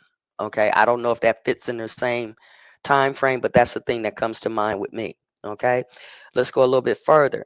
It says in 1856, E.M. Cope, just like it sounds, COPE, in Cambridge, ESS, okay, whatever that is, 147, it says, one of those myths or fables in which Plato shadows forth the future condition of the human soul. 1866, Eden revised, and I'm going to say this in Roman letters because I don't know what the actual date is. It's CXXIII. I don't remember what the C is, so I can't tell you there. Number 312, it says, the celebrated myth with the E or apologue called The Choice of Hercules, one of the most impressive exhortations in ancient literature to the life of labor and self denial. This is all shaping our mindset today. Okay, that's why we can't forget the classics. 1899, Baron or Bearing slash Gold, Gould, in Vicar of Morwenstow, number 7, 195, says, it is chronicled in an old Armenian myth that the wise men of the East were none other than the sons of Noah. Okay. And wait a minute, did he say 1905 up here? He said the quote on 1905. Where did he put it? Where is it at? I wish I could show you this, but y'all wouldn't be able to see it. Okay, he did say C quote for 1905 when he was talking about allegory and the Platonic myths. So here I do see a reference for 1905, and here it is right here. A. Stewart, Myths of Plato, number 1. The myth is a fanciful tale, sometimes traditional, sometimes newly invented, with which Socrates or some other uh, interlocutor interrupts or concludes the argumentative conversation in which the movement of the Platonic drama or the drama mainly consists. Let me read that again because that's a quote that's relevant to the first definition. 1905, J.A. Stewart, Myths of Plato 1, quote, the myth is a fanciful tale, sometimes traditional, sometimes newly invented, with which Socrates and some other interlocutors uh, loc- locutors interrupts and concludes the argumentative conversation in which the movement of the drama mainly consists. So that's what he's talking about as far as allegory and legend. And that's no different from, we're talking about one thing, and just like even with Bolson, when he started to talk about Trump, he said like X, Y, and like Trump and the immigration thing being a violation of the law, and then referring to the Japanese. That's the same thing. Peace, Philly. Um, you ain't got a wrench either. Hold on a second. Philly, did you just come in here without a wrench? You did. Hold on, bro. Uh-oh. Shit. My phone acting crazy. Hold on. Let me get you a wrench, Philly. Where are you at? Right there. Oh, so we got some trolls in here today. I see you, Alexis. Okay.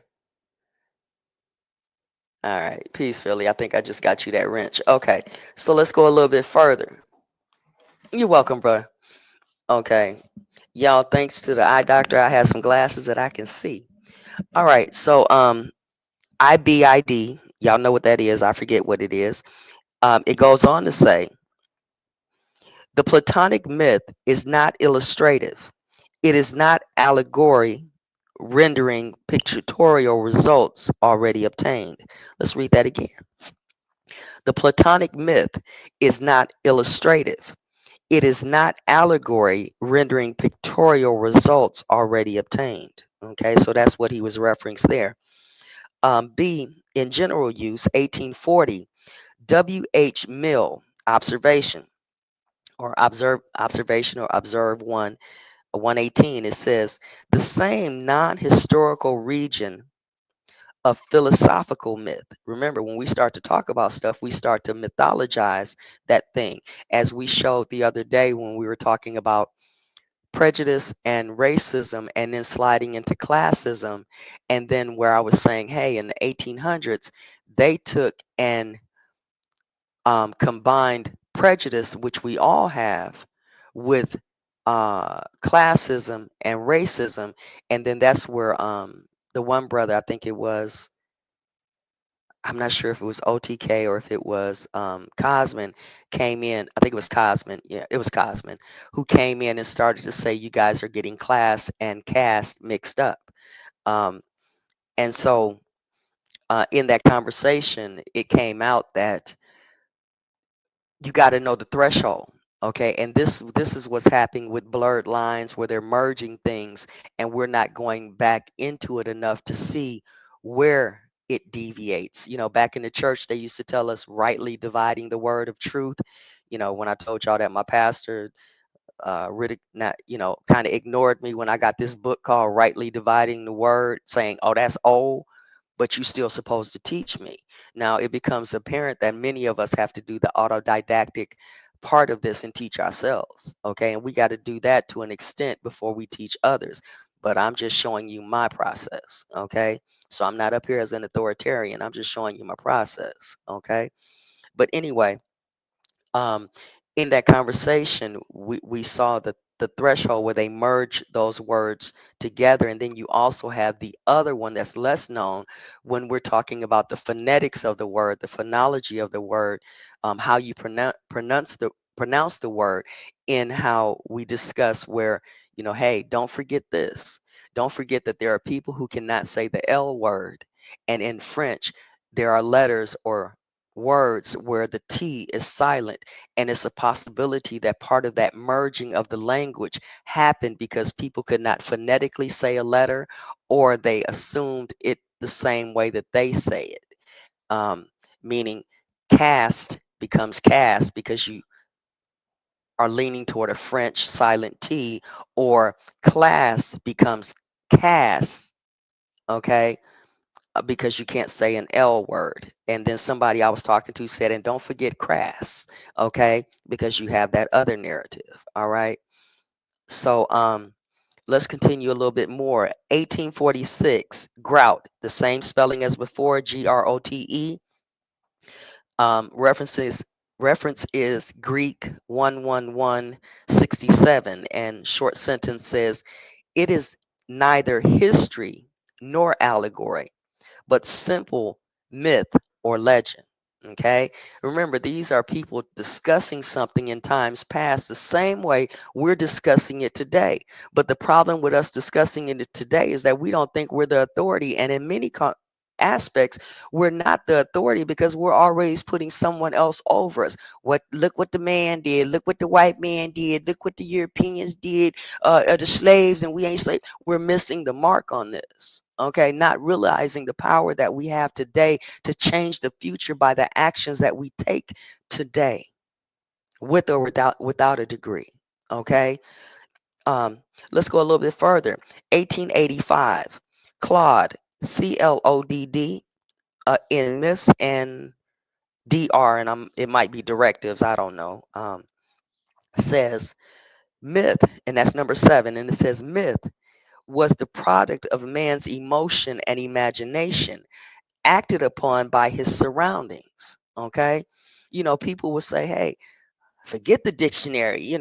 Um, we know the definition. Well, I know the definition in that other dictionary, and what some people have told me, and maybe that little pocket-sized dictionary and the one I had in the 5th grade. But to know the history of the word, you're seeing, hey, they're having these discussion, and at the end of 1 plus 1 plus 2 plus 2 plus 3 plus, all of this stuff. What's the sum total of this? Well, the sum total is what we're thinking today. And if we don't have the right variables put in there to know how this thing came into being and the nuances that caused the change, it's going to be real hard for us to understand the threshold. Now, understanding the threshold can be an individual thing, like I was telling Smoke Signal, but the real works begins when we start to have that conversation, and you let me have my thought and I let you have your thought, and then we take those thoughts and move on, because now these 2 thoughts I have and the 2 thoughts that you have become 4 thoughts for the future, or a foundation for the future. Hope y'all understand what I'm saying here. Okay, I think I did that pretty well. I'm wordy as hell, but that's what the brother said yesterday.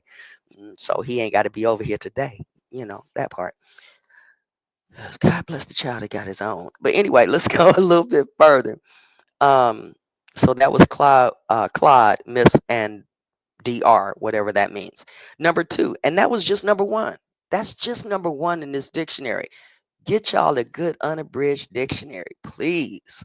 Or try to find this volume set or another volume set and really look into it um, in your spare time. But anyway, number 2, a fictitious or imaginary person or object. Okay, so here we have certain things. Okay, did Jesus really exist? Did this person exist? Did Columbus exist? Hell, did Horus exist? Did Osiris exist? These mythologies? Yes, to me they are. I know they come off of real things, but they've been put into a mythological form. Okay. And that's part of the problem, because we gravitate to this smorgasbord of information that they gave us for the similitude that we can utilize as placeholders for a concept that we use today. Okay. Let's go a little bit further. Okay. And this is myth. This is just the first one for myth. Um, 1849, Lytton, Lytton, in Caxton's, Caxton, number 10, section 3, says, as for Mrs. Premin's, as for Mrs. Premin's bones, they had been myths these 20 years. And I don't know if that's a real story or if that's referencing some type of literature story that people who read that particular literature would know. I don't know who Mrs. Primins is, and that's Primmins. Okay, let's go further.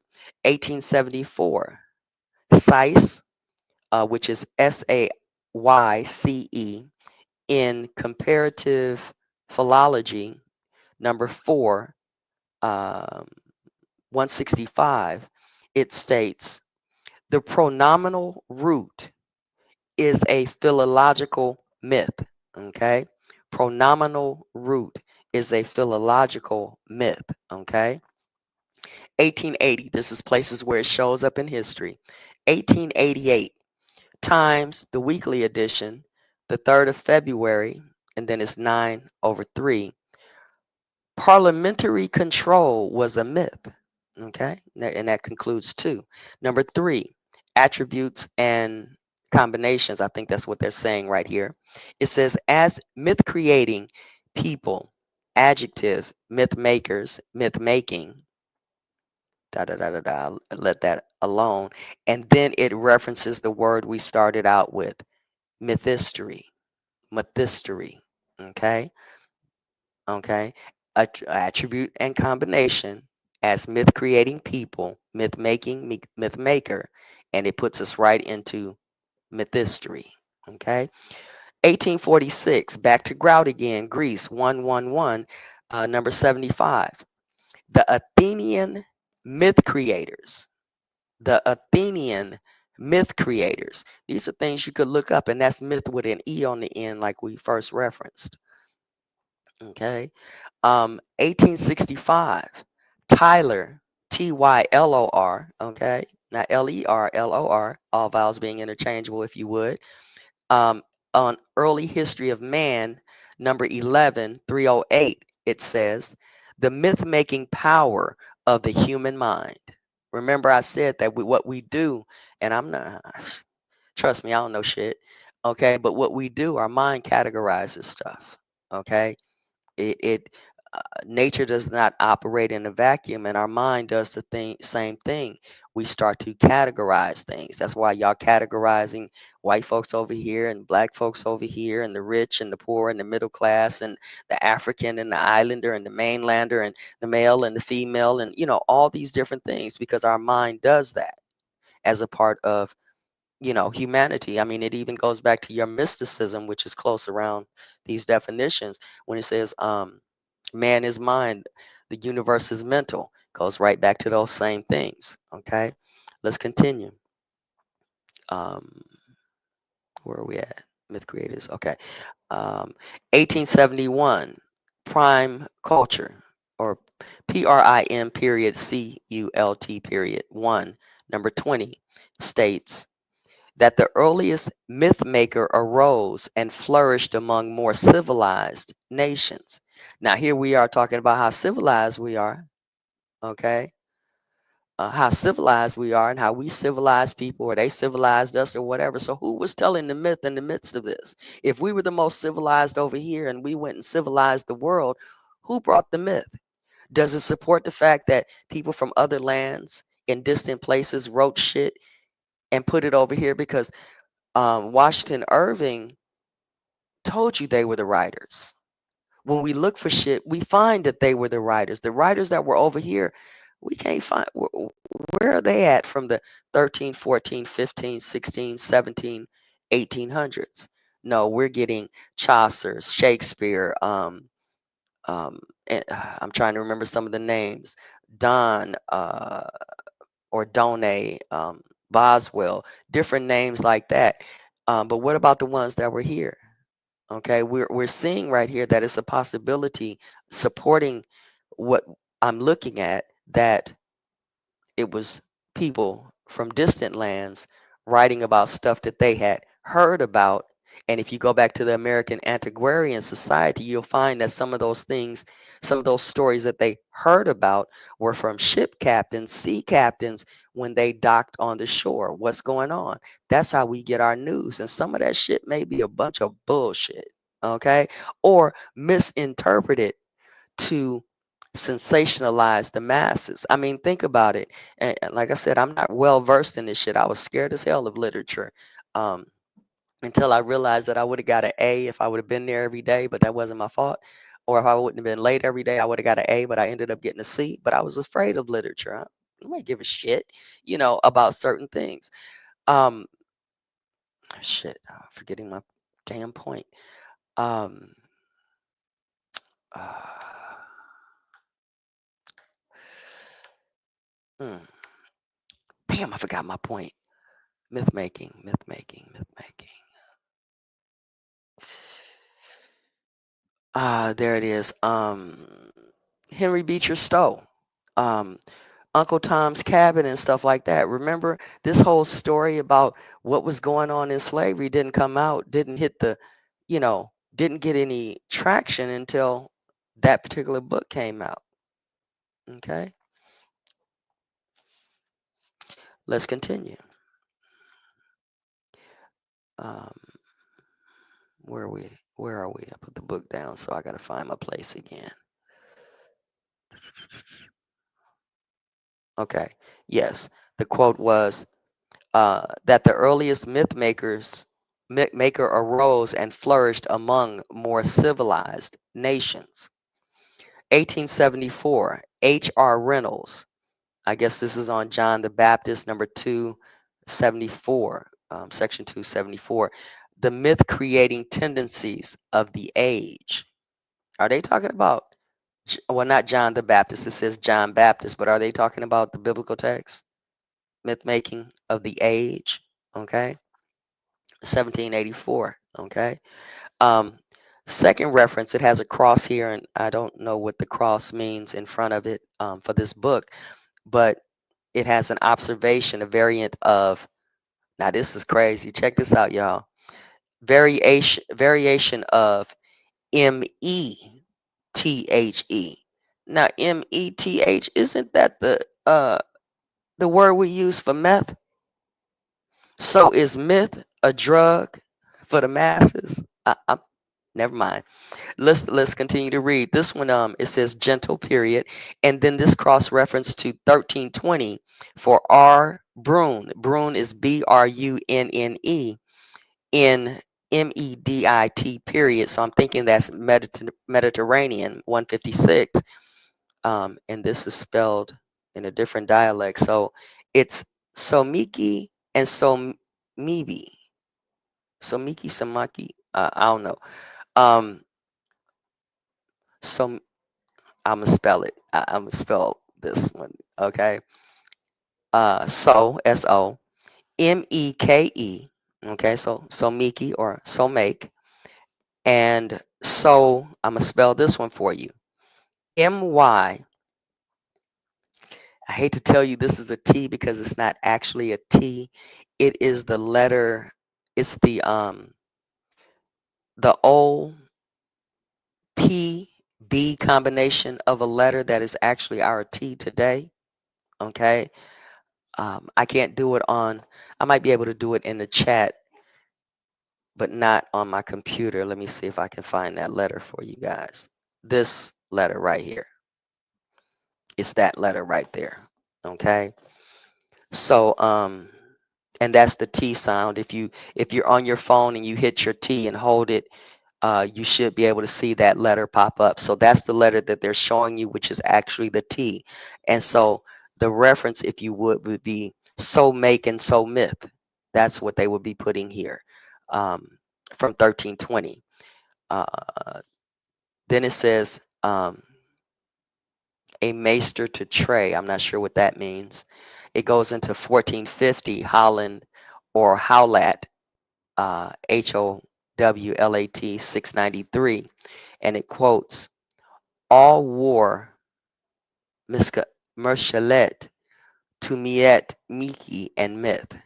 Okay, all war Michelet to Miet Meekly and myth. Um, I can't say this word. I don't know if I said it right, so I'm gonna put it in the chat for you. And like I said, this is a study hall. If you got the proclivity, you got the proclivity. If you don't, it is what it is. Um, MERCSCH. Where am I at? SCH. Where'd that go? ALLIT. Um, that's the word that shows up in there. Okay. And the other one is this. So here's the languages, the variations of the languages that's showing up in here. And the last one, for those of you who might want to look a little deeper into that, for just something to do, that's the third word that shows up in there. Okay. And that reference goes all the way back to, what did I say, 1340 or 1450 under Holland. Okay. So the next one has a cross in front of it as well. It's a verb. Um, SC obsolete. Uh, O nourish. MI. And this is that funny letter. This is why it's important to know those sound values and their variations in language. But this is that symbol that looks like an O or a backwards D with a cross on the top. Okay. And I can't remember what letter that is, but that's the reference to that myth. Okay. And they said for that one, a transitive meaning to show. So myth means to show in that reference here. Okay. In that old Nourish, if you would. The 13, the quotations they have for here, we have a small paragraph, and I ain't gonna be able to say none of this shit. I see Ennius in there. Whew, okay. Says 13. Guy uh, might be Warsaw or something like that. Is WARW period from 1883, page 396. Uh, damn, I can't say this because none of us are going to understand what that is. Okay, I can't do that one. Okay, because most of this is in a different language. Um, okay. So I'm gonna have to leave that alone because even if I said that, we're not gonna understand that because I'm not gonna understand it, even say anything about it. It's just gonna be gobbledygook. So anyway, the first myth tells you transitive to show. This next myth, under there, same reference, but under there is to mark or to notice. Okay. And when I saw this one yesterday, to mark, I was referencing or thinking about how when we talk about the biblical text, for those of us who were raised Christian, um, is it possible that when they talk about Cain being marked, is it talking about Cain being mythologized? Let me take that for a minute, okay? Because there was a reference that Master Fundi Fee had talked to us about when she was talking about how the story that we have of Adam and Eve in the beginning of the Bible is an old fertility um, ritual that they brought forward. In other words, they mythologized it. I'm thoroughly convinced because the myth was there before with who they each represent. We got bogged down in who they actually were. You know, it's like what some of the people will say, um, who is God? You know, oh, God did this. Well, who is God? Okay. And then some people will come back and say, no, the question is, what is God? Okay. So, that goes back to the five, the questions of literature: what, where, when, why, how, and who. Okay. We didn't put the who before who. Anyway, let's continue. So that's what stuck out with me when I saw that reference. Um, to Mark, talking about mythology and myths. And here the reference is from 1470. Henry Wallace, I don't know if that's Henry Wallace the fifth or if that's the fifth volume, 664. Damn, Carrie Bleak, what happened with Josephine Short? Was it some shit that was said that I missed? Okay, because I think my phone, my stuff is stuck. I can't even see. Why are you timing her out or him out or whatever?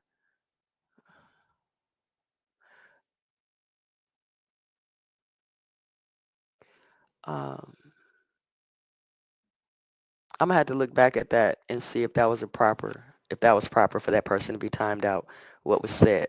Y'all be careful with them wrenches now, okay?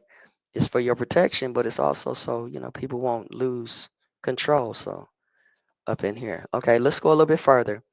Um, Soderon Wald, him myth. Okay, 1740, Henry Wallace, 5644. Oh God, still in this fucking language. Skoders knock will in presence till him kith cuss me out later. Full sore scroll, uh, full sore scroll dread or southern wall him myth. I don't know what the fuck that said, but if y'all want to know, go look for Henry Wallace in 1470. Okay, and here I'm thinking that the word kith, Kyth, is the word that they're using for myth, but this means to mark or to notice. Okay. Sorry about that. I thought it was going to say something in English here, or American English, if you would. The next one, it also has a cross. This is under number 2. For the second one that has the cross, we have myth, meaning to measure. Okay. And the variation is Meith. Okay. So you have here. No, I'm looking on my. Oh, I'm sorry. I got that in reverse, Carrie. Josephine Short timed hid your comment. I don't know what your comment was. So, Carrie Bleak, if you need to put your comment back up because it was hidden, please feel free to do so. Okay, I don't know what your comment was. So I got that backwards, Carrie Beak. All right. I apologize, Josephine. I thought it was the other way around. Um, okay, let's continue. And I mean, we ain't even got to the other part, but I'm not gonna hold y'all long on here. I just want y'all to see the wealth of information that's out here in reference to things. You said family is kith. I was thinking, okay, because I think it has it this way, Kyth. But again, all vowels being interchangeable. Maybe I got it wrong and not catching where myth is in that foreign sentence, if you would. Let me go back up there and see what I'm looking at.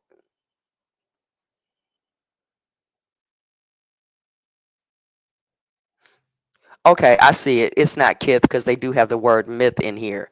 Or Satran wal him myth. Okay, Satran wald he myth. So yeah, you're right. You're right. It might not kith might not be myth. Okay. And being that those two words rhyme, it might have been a poem of some sort. All right. But the next one down, it also says SC obsolete rare, variant of MEITH. Did I put that in the chat? I don't know if I put that in the chat. Yeah, I caught it, Alexis. Thank you. Okay, okay. I don't know what happened, yeah. I don't know what happened, but anyway, so MEITH is also a variation of myth, and it means to measure. Just like when I was talking about mean, that the second definition for mean is to judge between 2 points. So here with myth, we also talking about measurement as well in a particular context. Okay. And here the reference, the association they have is from 1513, and this is Douglas on Anais the 13th. That Aeneis, like I was talking about the poem of Anais, Anais, however you say that word. So it's referencing that, looks like. Um, probably prologue 40, and it says, the Mylar mythus, the Maltar with a mint met scant. Kiss my ass. Hold on, you guys. Okay, let me see. My typing skills are not that good today. Let me see if I can find this. The Myllar, Myllar mythus, Mytih. These words are so small, you guys. The These are some crazy ass words. Turmut. My typing skills are way off, you guys. I hunt and peck now. Um, MythametScant. See if I got that right with the met scant. Um, well, shit. Scant? Is that scant? Did I get that right? Okay. This is what the damn thing says, and I don't know why it says that. But that's the sentence that shows up in there. Okay. All I can take from that is there's a different spelling for mythus. Okay. But that one has to do also, I believe, with measurement. Yeah, that's right under measurement as well. Then we have myth, obsolete, feminine, And here they give you MIGHT, and then they give you MITE number two, which is a variant of MITHE.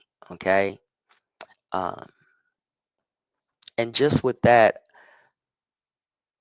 I'm thinking of a miter. MITHE makes me think of a miter, which is a tool, um, a workshop tool. Um, but anyway, measurement. There you go. Okay, let's go a little bit further. Obsolete, blah, blah, blah.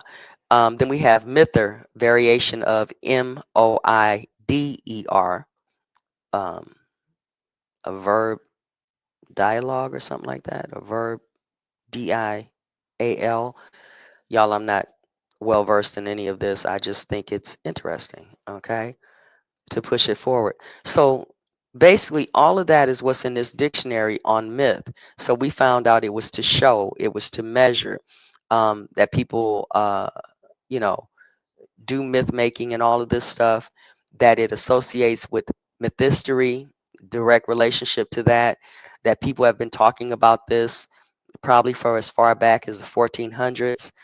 They've discussed the myth making, different people throughout the years. The Germans have their myths in here. It's a lot of different things in here. Okay. Um, Plato was one of the biggest ones, and you know how they keep pushing Plato and Socrates and Aristotle forward and all of that. Okay, in certain circles, they know what it is, and other circles are like, "Who are these motherfuckers?" Okay, y'all good? I see y'all still in here. I appreciate y'all. Yeah, y'all gonna make me happy yet? Not that you have to make me happy, but just it. You know, when you out here by yourself doing shit, you're like, well, why should I even do that? Don't nobody care. But the fact that you guys are still in here listening, I really appreciate that. And I hope you take something away from it. Fuck what I take away from it. Forget what I give you about it. Hope you take something away from it that helps your narrative moving forward. Because we only got to get one. And you might be that one. And you might be the one that catch another one and another one. And eventually, maybe our folks won't be sitting up here going, they miseducated us. They lied to us. They this, that, and the other, and then sitting on our laurels and doing nothing but complaining about it. All right. So let's go a little bit further. Um, Here it goes into the word mythic, mythic, and we have mythos, MYTUS. They tell us to cross-reference the French uh, myth, uh, mythique, MYTHIQUE, which is our English mythical. Okay, the Greek references in here as well. They have references in here, and I don't know if I'm going to read all of them like I just did, but 1669, 1699, 1775, 1825, 1840, 1866, 1881. 1881 talks about to reject the Gospels themselves as mythic. 1669, is that what it is? Okay. 1669, Gale writes something in something called CRT Gentiles, mythic or fabulous theology at first broached by the poets. And that's another thing when you go to the East, you know, when they talk about the Arabs, Middle Easterners, I don't know if you're talking the Persians, Indians, or Arabs in this regard, um, but they like their poetry. Okay, and our problem, hey Epic, and our problem sometimes is that we we don't speak the language to understand their poetry. Okay, what was going on over there? Remember, Washington Irving talked about um, that they cut off the history. No, not Washington Irving. The 1776 project said they basically cut off the history so we won't look back at the classics. And then we have that language barrier, if you would. And what's the other part of this? And then when we start to look at the classics, where the language that we can speak and we can read, because I'm limited in what I do, um, a lot of times we won't go back into there to look at that shit. I mean, I write poetry or wrote poetry, but sometimes reading poetry, like, what the were you trying to say? you know, um, that kind of stuff. We don't look at those things, but it's we just got to find the right ones. I'm not saying read all of them, but I'm saying there's some right ones in there.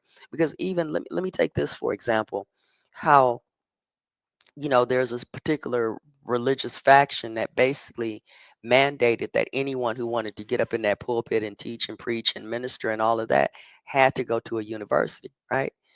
And that's good for the sake of it wasn't just the people saying things fancifully from what they felt and thought and this, that, and the other. It was things that were grounded in history that they've studied.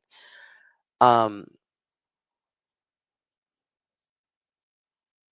and I like that stuff, and I think that's kind of in the Lutheran Episcopalian type religion. But then when it comes to us, we get all fanciful, all we get all colorful and stuff like that, and start saying stuff that just sounds good, but isn't really grounded in historical fact, if you would. Haven't been tested, because when it comes to certain religions, it's uh, science and religion don't go together. So we can't talk about science because God said and blah blah blah. I mean, even Bolson kind of said it to a certain extent. I just can't remember exactly where and what he said, but we reject certain things along those lines. It's in what we read earlier, what we were listening to earlier. I just can't remember his exact quote. But I think that's important to be able to do that. I mean, because when we talk about it, one of the sisters up here, and I'm not going to mention her name because I don't want to start no shit, okay? But she talked about how going to seminary in that regard, and Epic, you probably know who I'm talking about. I'll just put it like that. But even though I'm not gonna say nothing more, but she talked about how going to seminary, as she used to be a pastor. I'll just leave it there. They told you that the Bible was literature, that it was not to be taken literally. But we over here who haven't been to seminary, getting fanciful statements and things that make us feel good or satisfy our itchy ears, or whatever the case is, we don't want to accept it as literature. We don't want to accept it as philosophy. We don't want to accept it as mythology. We don't want to accept it for the moral lesson that it may have outside of the religion. I mean, even Bolson says something to the extent of um, um, that you can't separate morality from religion. And I'm like, why can't you separate morality from religion? Okay. You can recognize the religions are there, just like the brother was telling me, hey, go look at comparative religions and you'll see the history of when certain things developed and who did it and how they, and you'll have the basis for this. And the struggle is to do all of that without becoming religious in it. Okay? Because my morals predate my religion, just like my birth predates my culture. We get our culture after we're born. Let's go a little bit further, okay? What let me move. I think I want to let's grab a couple words in here. Since I took so long with the myth. These are pages of information. So y'all already got histography or his mythistory. There it is, mythistory. But let's see if another one will not insinuate that the old Greek myth is. Okay, look at this one. Um, Mythism. Y'all know what the Moors say. It came down to what was the problem with all of us? Them isms, schisms, and divisions. Okay, so here's another ism, and this is myth plus ism, right? Mythism, mythicism. Okay, so mythicist equals. Oh, I'm sorry.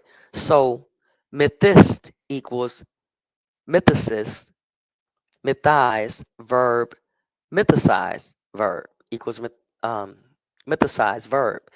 This is what I was trying to get to. 1840, Carlyle in Heroes 1, 1856, 204 says, he is careful not to insinuate that the old Greek mythos had any notion of lecturing about the philosophy of criticism with an exclamation point. Goes on in 1840, W.H. Mill observed, 1861, 172, on the system of the mythos, these purely Jewish circumstances of the Nativity shall have been told by the Hebrew Gospel. In 1848, Bronson, in Weeks, 1884, Volume 5, page 256, says, the pure evangelicism promised you has degenerated into pietism, mythism, and rationalism. That's a true ass statement. 1851, G.S. Faber, Faber, in Many Mansions, 329 says, some who parabolize, or rather indeed, to use a more proper term, mythize the statements in the book of Job. Okay, whatever that was in relationship to. Okay, but that nah, that's so. Okay, let's see. That one's pretty lengthy. Let me see. Is there anything I can see in this one? I'm jumping around now, so because I don't want to hold y'all too long. Um, Here's mythologize. Let's go with mythologize because I looked this one up yesterday, and A.D. French, mythologizer, gizer, mythology, mythology. Okay, mythology as in G-I-E and mythology as in G-Y. Okay, and it tells you to C-I-Z-E for the other one, but this is a transitive, and it says to interpret a story or fable with regard to the mythological features, to expound the symbolism of. Okay, that I read that one yesterday, but here's some of the references that go along with this, and for definition number one, and it's 1603. Floria Montague, or Montique, Montique, ah, shit, I can't say this word because it's not Montague, but it's Montaigene, and I just can't turn the word right now. Um, in number 210, 1632, number 227 says, most of Aesop's fables have diverse senses. Those which mythologize them choose some kind of color well suiting with the fable. Okay, 1632, Sandys, title Ovid's Metamorphoses, Englicized, mythologized, and represented in figures. 1649, Ogilvy, I guess translating Virgil's, something of Virgil's, says goddess of wisdom, and it has palace in the brackets, but it says goddess of wisdom, born of Jovi's brain by uh, Macrobius, mythologized the virtue of the sun derived from the highest point of the sky. Okay, and we do that too because SON and SUN, and we the sun people, and we got to go deeper than that because that whole sun reference is something quite different. And here's the thing I told y'all, because this religious thing is coming up. Um, and I told y'all that when they talk about uh we were Christians and this, that, and the other, as far as the 1776 project, that I don't agree with that because of what they said, not only about the Cherokee, but also about the Chimnequiqua. Hopefully, I said that word right, and the Moiska um, religion that was here. And I went back looking for it to put it in the chat, and I couldn't. And mind you, this is references to South America, okay? Um, and this is where the Moiska people and religion, they ran into them in, I think it was 1563. I think 1563 is the date that they say that these people had their last ritual, and they had their last ritual, public ritual or whatever, um, basically because of the conquistadors destroying their freaking temples.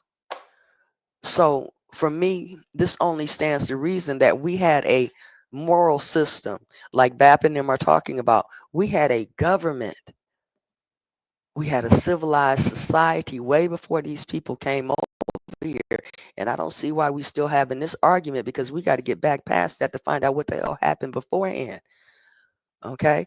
Because while we're looking at this over here, it's some people skirting behind us because we're not looking at them. Okay, they tiptoeing right on past you and doing the things that they need to do to your demise. Okay, stealing your bike, if you would. Okay, yeah, you. That's exactly the person who said it. Okay, what you say, so you can hear it and understand. And yes, it is saying that. Okay, I got you. Um, you said read it and pronounce it like you would talk, and it might sound that way, but it is not. Okay, okay. I think I got what you're talking about right there. So let me go back into this. Yeah, y'all got to look at the Mosika religion or the that belief system, because what they said, like I said, I tried to go back and look for it to bring it into the chat, but I couldn't because I think Wikipedia changed it, or either I haven't found the exact right place to find it. But it talked about how when they came over here looking for whatever they were looking for, exploring whatever they were exploring, that they ran across these people. And this will lend back into the Olmecs and Aztecs and all that stuff. But at the same time, um, the places that the writers had talked about were public places. Like I said some years ago, when you come into my city, the first place I'm not taking you is to my into my home. I'm going to take you to the public square. So it doesn't surprise me when you see them evaluating what was the public place. If you look on Wikipedia, you'll see it. You'll see the facility. It looks like the Smurfs hut.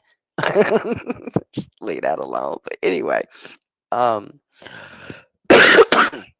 excuse me, or a couple other people that we've seen out here who make buildings like that, okay, or abodes like that. But what it talked about, it specifically said that the Moisca religion was similar to the other religions, and it's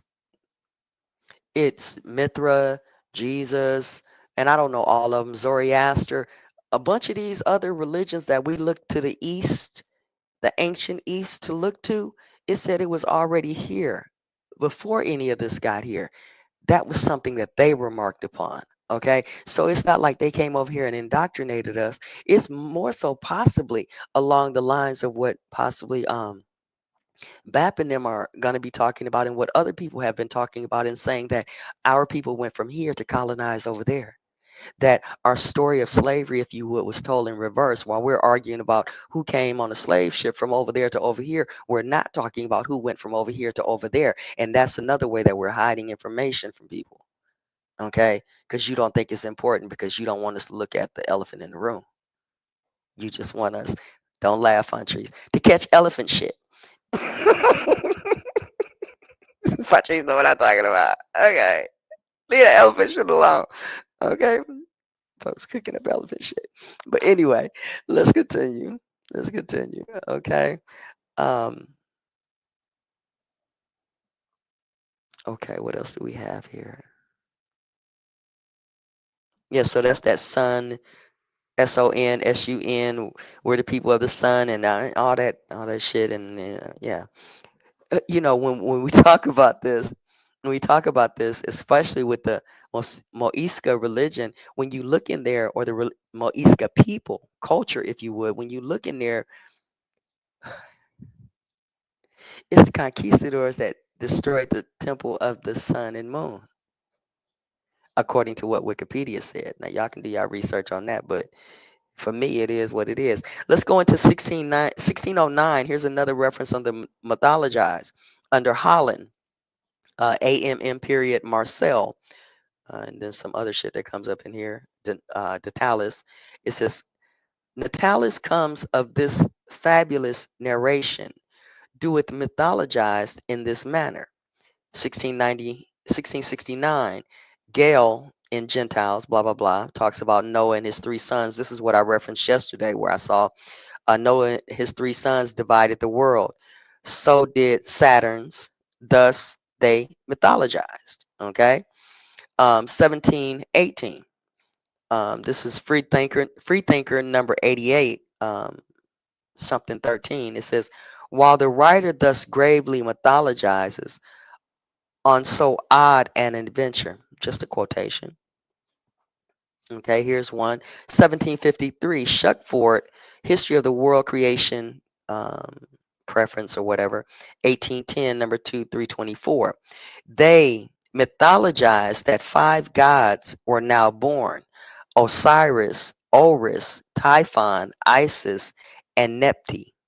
Okay, but they say it's not mythologized. Okay, when we say, um, you took a woman out of the side of a man's rib, you're not mythologizing. When you say that some Greek god, male god, birthed some female daughter and this, that, and the other with no woman, you're not mythologizing. Okay, philosophizing maybe. Never mind. Making up shit. Okay, I'm just saying. Okay. Um, where else can we go here? Okay.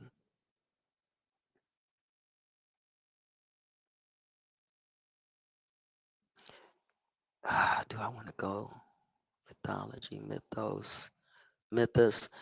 It's so much shit in here, you guys.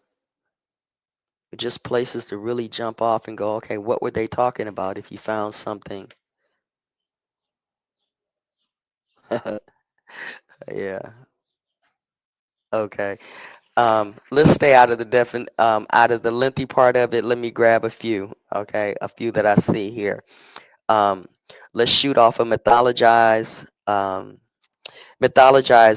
one who or something which mythologizes. Mythologue, a mythical story. Okay, I know this is elementary for you guys, but again, mythology. They're giving you this reference here, moving in the dictionary. METH as a preface, like meth. Okay, MUTH as a preface for mythology. Mathio, MYTHIO, as a preface for mythology, and MITH as a preface for mythology. Okay. Of course, it goes into the French, it goes into the Latin, it goes into the Greek, telling you that it's mytho versus ology. Number one, the exposition of myths, the interpretation of a fable. Okay. I'm not going to go into all the details. We're just going to pick up some of them. That was A. B talks about a symbolic meaning. Number two says a mythical story, which is rare, formerly in wider use, a parable or allegory. So that's how your allegory is coming in there. Three, in general use without article. Let me see if it's any. I don't want to go into that. Let me see. Um, all which, as it relates to Sir J. Manderville, may afford commendable mythology, but contained impossibilities and things inconsistent with truth.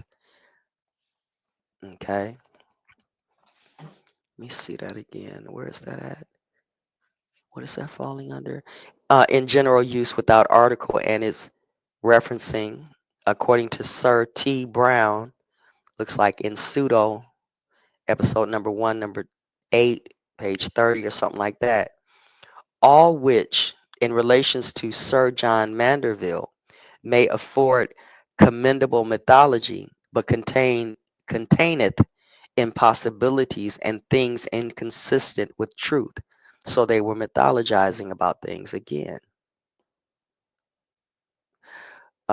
In Swift's and Swift was one of the writers, one of the British writers, 1729, Wonders of the World, 1751, volume or uh, 580.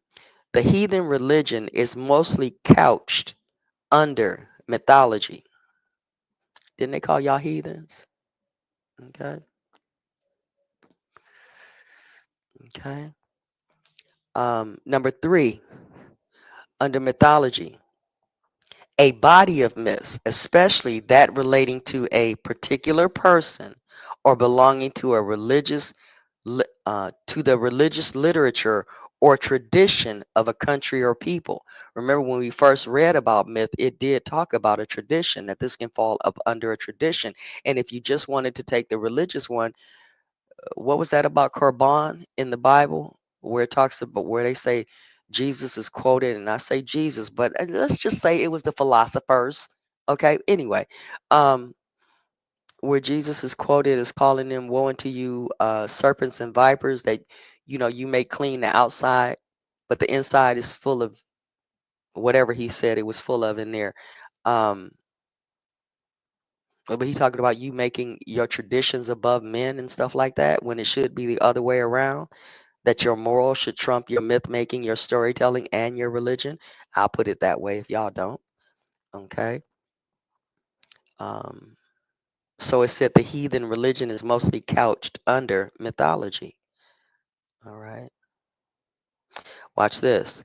Mythology, and this is by Prescott in Mexico, from Mexico. Number one, number three, 1850. Looks like volume one, maybe page 45 or something like that. It says mythology may be regarded as the poetry of religion, or rather as the poetic development of the religious principle in a primitive age. That's a statement right there. I'll read it one more time. This is Prescott in Mexico, and it's starting from the year 1843, Prescott, whatever, whatever. Okay, 1850, 1843, 1850. Mythology may be regarded as the poetry of religion, or rather as the poetic development of the religious principle in a primitive age. Okay, 1854, S. Austin ranks history reference, probably volume 1, page 291. Erasmus, Erasmus adopted the idea of the Italians that the sciences were to be learned from the ancients, mythology from Ovid. Damn, we're going to have to read Ovid. I think I got Ovid over there. I think I picked that one up. Number three, the body of myths, especially that relating to a particular person or belonging to a religious literature or tradition of the country or people. Okay, I read that. All right. What does this say? Okay, 1781, Gibbon, uh, Declaration in F, whatever that means, 25, 28, 3, page 101 or something like that. It says, the monarchy of heaven, already clouded by metaphysical subtleties, was degraded by the introduction of a popular mythology. Hey, King Dada, Don Dada. No, never mind. Okay, I'll tell you. I'm laughing. I got kicked out of a game and I was mad because I couldn't. And this is not relating to you, but your name just tickled me because I got kicked out of a game on my old phone. It didn't transfer over to my new phone, and I was like on level number like 2000 and something. And when it didn't transfer over, I had to start over. And then, they let you play so many times before you got to get a name. And my name over there is Dundada. Okay, it's not related to you, but you made me laugh by seeing your name over there. I was like, it's a Dundada, bitch. Okay, I gotta start this shit over. My old shit is done. Okay, but anyway, okay, let's see what else we see. We're gonna end soon. Wait a minute. Oh, that's a diphthong with the word. Wow. Okay, you could take one damn word and write a whole dissertation just off this shit. Um, let's see what else we got. Gibbon. Okay, Gibbon is where we are. Okay, given the monarchy of heaven, already clouded by metaphysical subtleties, was degraded by the introduction of a popular mythology. 1830, H.N. Coleridge, looks like in Greek Poets. talks about the mythology of the Iliad, purely pagan as it is, whatever. Emerson, English traits of race, or something like that. The songs of Merlin and the tender and delicious mythology of Arthur, whatever he was referencing. H. Phillips, Worship of the Sun, number 5, says in the Indian mythology, the worship of Surya is the same as that of Helios or Heri. Here, Here. So I'm not sure who Here is, okay? But Surya and Helios, they're mythologizing the same thing, comparing this to that, okay? Explaining the allegory or whatever the case is. Number 4, talking about mythology, says the Department of Knowledge which deals with myths. 1836, Smart on mythology says mythology, the science of those fables which constitute the religious system and the poetical machinery of the ancient Greeks and Romans. And that was the last reference for mythology. And then it goes into mythopic, which is spelled Mythop with the OE diphthong, IC. Again, myth making, productive of myth pertaining to the creation of myths. And then it goes like we had before into the quotations and stuff. But we have been given myth. Okay. I don't know who's missing this shit. Okay. Um, and why we're arguing over it. It's a freaking myth. And this is the thing that, like I said, what they say, religion is the drug of the masses. And when they said MYTH can be METH, and I made that reference to meth, is it possible that this mythology and um, this way that the myths have been put out here for us, one, to remember them, okay, and remember their principles, if you would, also has become a drug that we've overindulged in, because a lot of us, we do it by course unless we have the discipline not to do it, okay.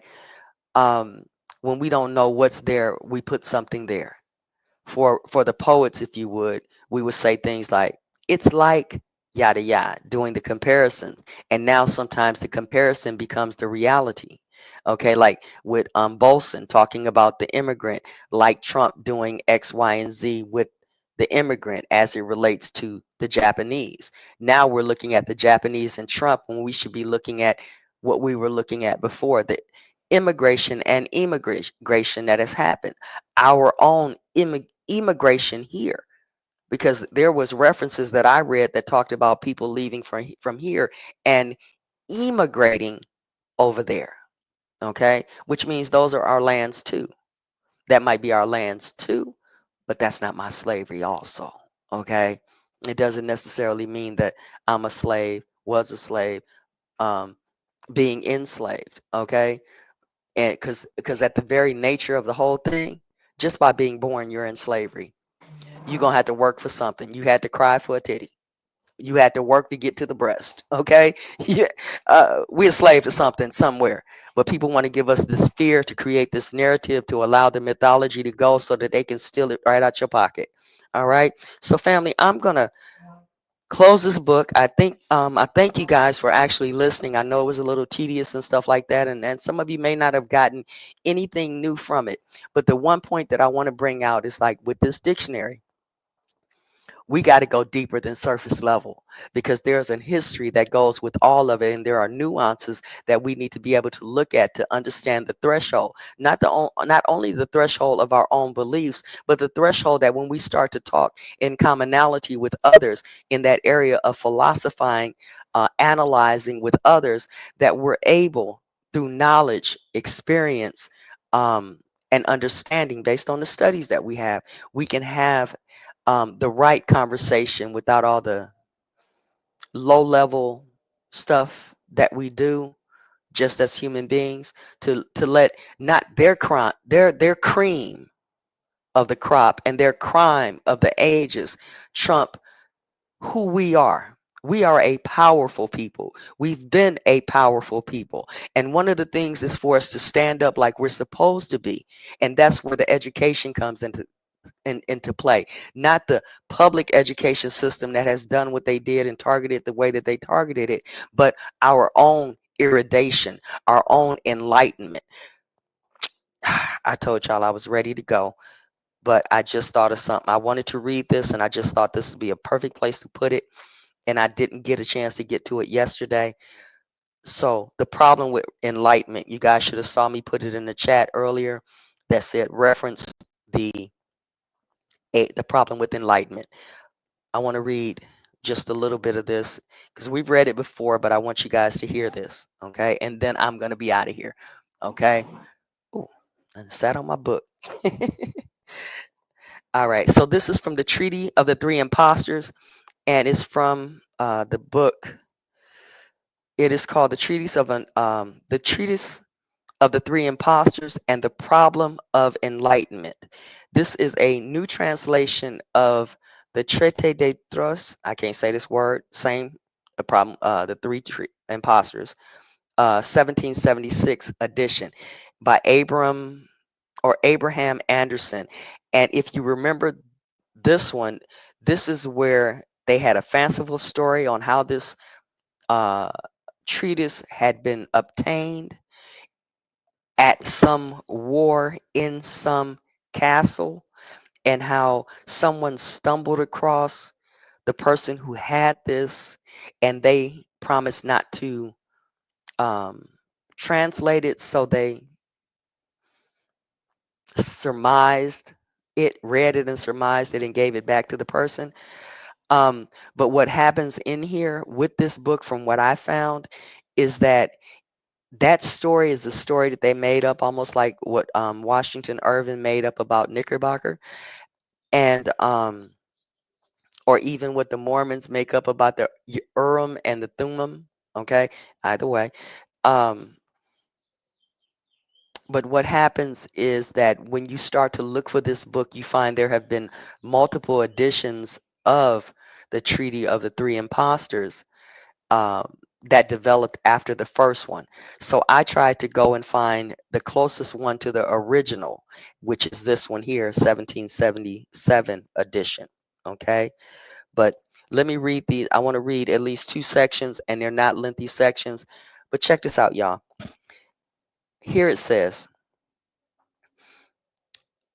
although it matters to all men to know the truth, there are nevertheless very few who enjoy the advantage.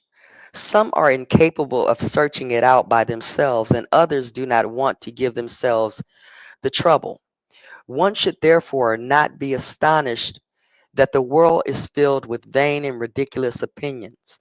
Nothing is better able to give them currency than ignorance. It is the only source of the false ideas which men have had. I'm sorry, which men have of the divinity, the soul, spirits, and almost all the other objects which compose religion. Customs, custom has prevailed. Men content themselves with the prejudices of birth and rely in the most essential things on interested persons who make it a law to themselves stubbornly to uphold received opinions, and who dare not destroy them for fear of destroying themselves. Section 2. I only wanted to read these two sections. What renders the evil without remedy is that after having established the false ideas men have of God, they omit nothing to engage the people to believe them, without permitting it to examine them. On the contrary, they give it an aversion for philosophers or the truly learned, for fear that the reason which they teach should make it known the errors in which it is sunk. The partisans of these absurdities have succeeded so well that it is dangerous to combat them. It matters too much to these impostors that the people be ignorant, mm, to suffer that it be disabused. Thus, one is constrained to disguise the truth, or to sacrifice oneself to the rage of the falsely learned, or to base and interested souls. Okay, let me see. I got to read another one. Hold on. If the people could understand into what an abyss ignorance throws it, it would soon shake off the yoke of its unworthy leaders. For it is impossible to let reason act without it discovering the truth. These impostors have sensed this so well that to prevent the good effects which it would infallibly produce, they have had the idea of painting it to us as a monster, which is not capable of inspiring any good sentiment. And although they blame in a general way those who are unreasonable, they would nevertheless much be annoyed if the truth were listened to. Thus, one sees these sworn enemies to good sense failing or falling into continual contradictions, and it is difficult to know what they claim. If it is true that right reason is the only light which men should follow, and if the people is not, and if the people is not as incapable of reasoning as they seek to persuade it, it is necessary that those who seek to instruct it apply themselves to rectifying its false reasonings and to destroying its prejudices. Then will we see its eyes gradually open and its minds convincing itself of this truth that God is not at all what it ordinarily imagines. I'm gonna leave it right there, you guys. I think that was I think that was enough. Okay. But that was from the three imposters. And if you guys don't remember that, I read that in my entirety when I put the Jesus, Moses, and Muhammad, or Jesus, yeah, Jesus, Moses, and Muhammad at the table. That was my thumbnail. I think I might have that closed up for sake of, not irritating certain people's sensibilities. But yeah, my opinion hasn't changed. We got a job to do. So check this out, y'all. Y'all got 5 minutes, maybe only two.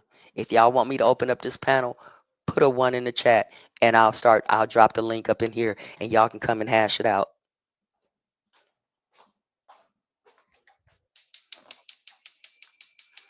Okay.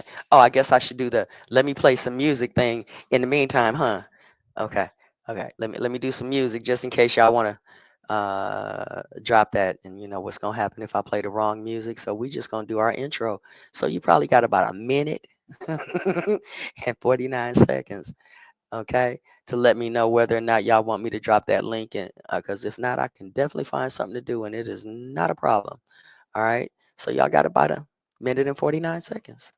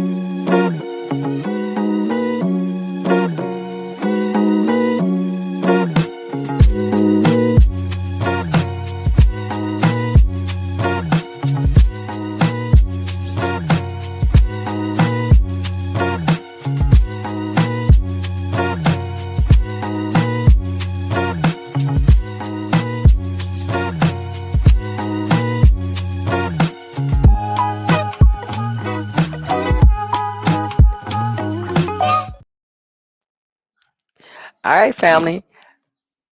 You say 111, not two. Okay, I got one person responding. I don't know what y'all want me to do. Um, who's the brother? Nasir said that if he was on at work and that when he got off a break, if I was still up, he would come up. So, can we get a definitive real quick? Because, you know, I got some weeds to whack.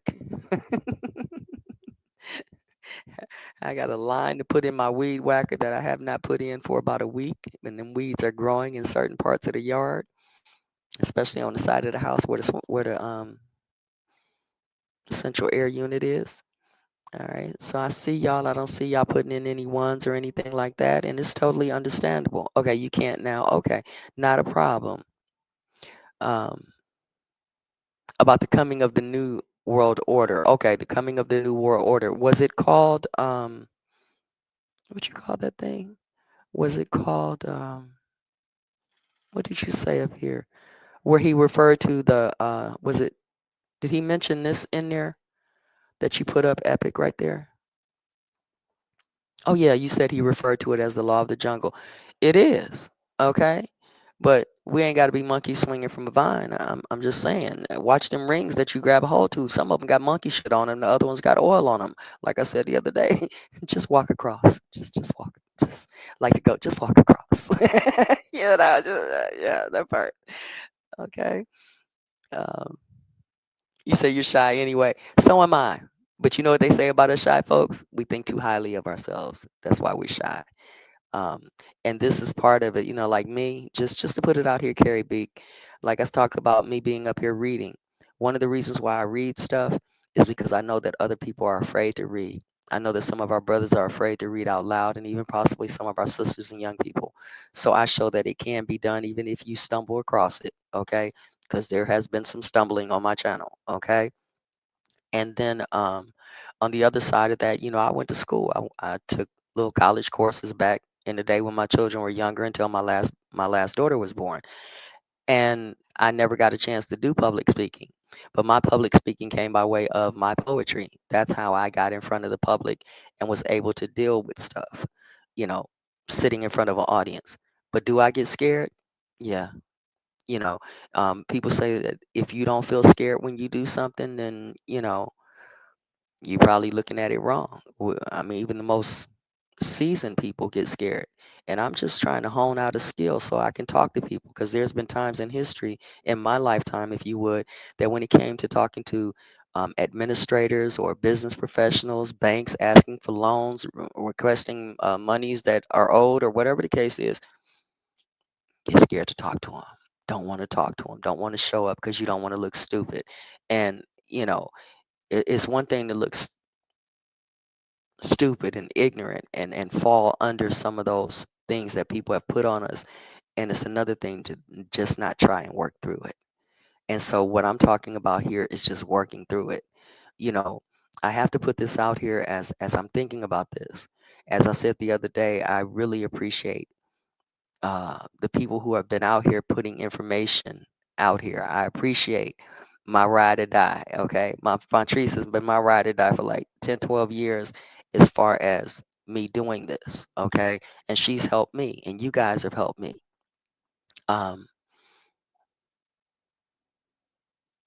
um,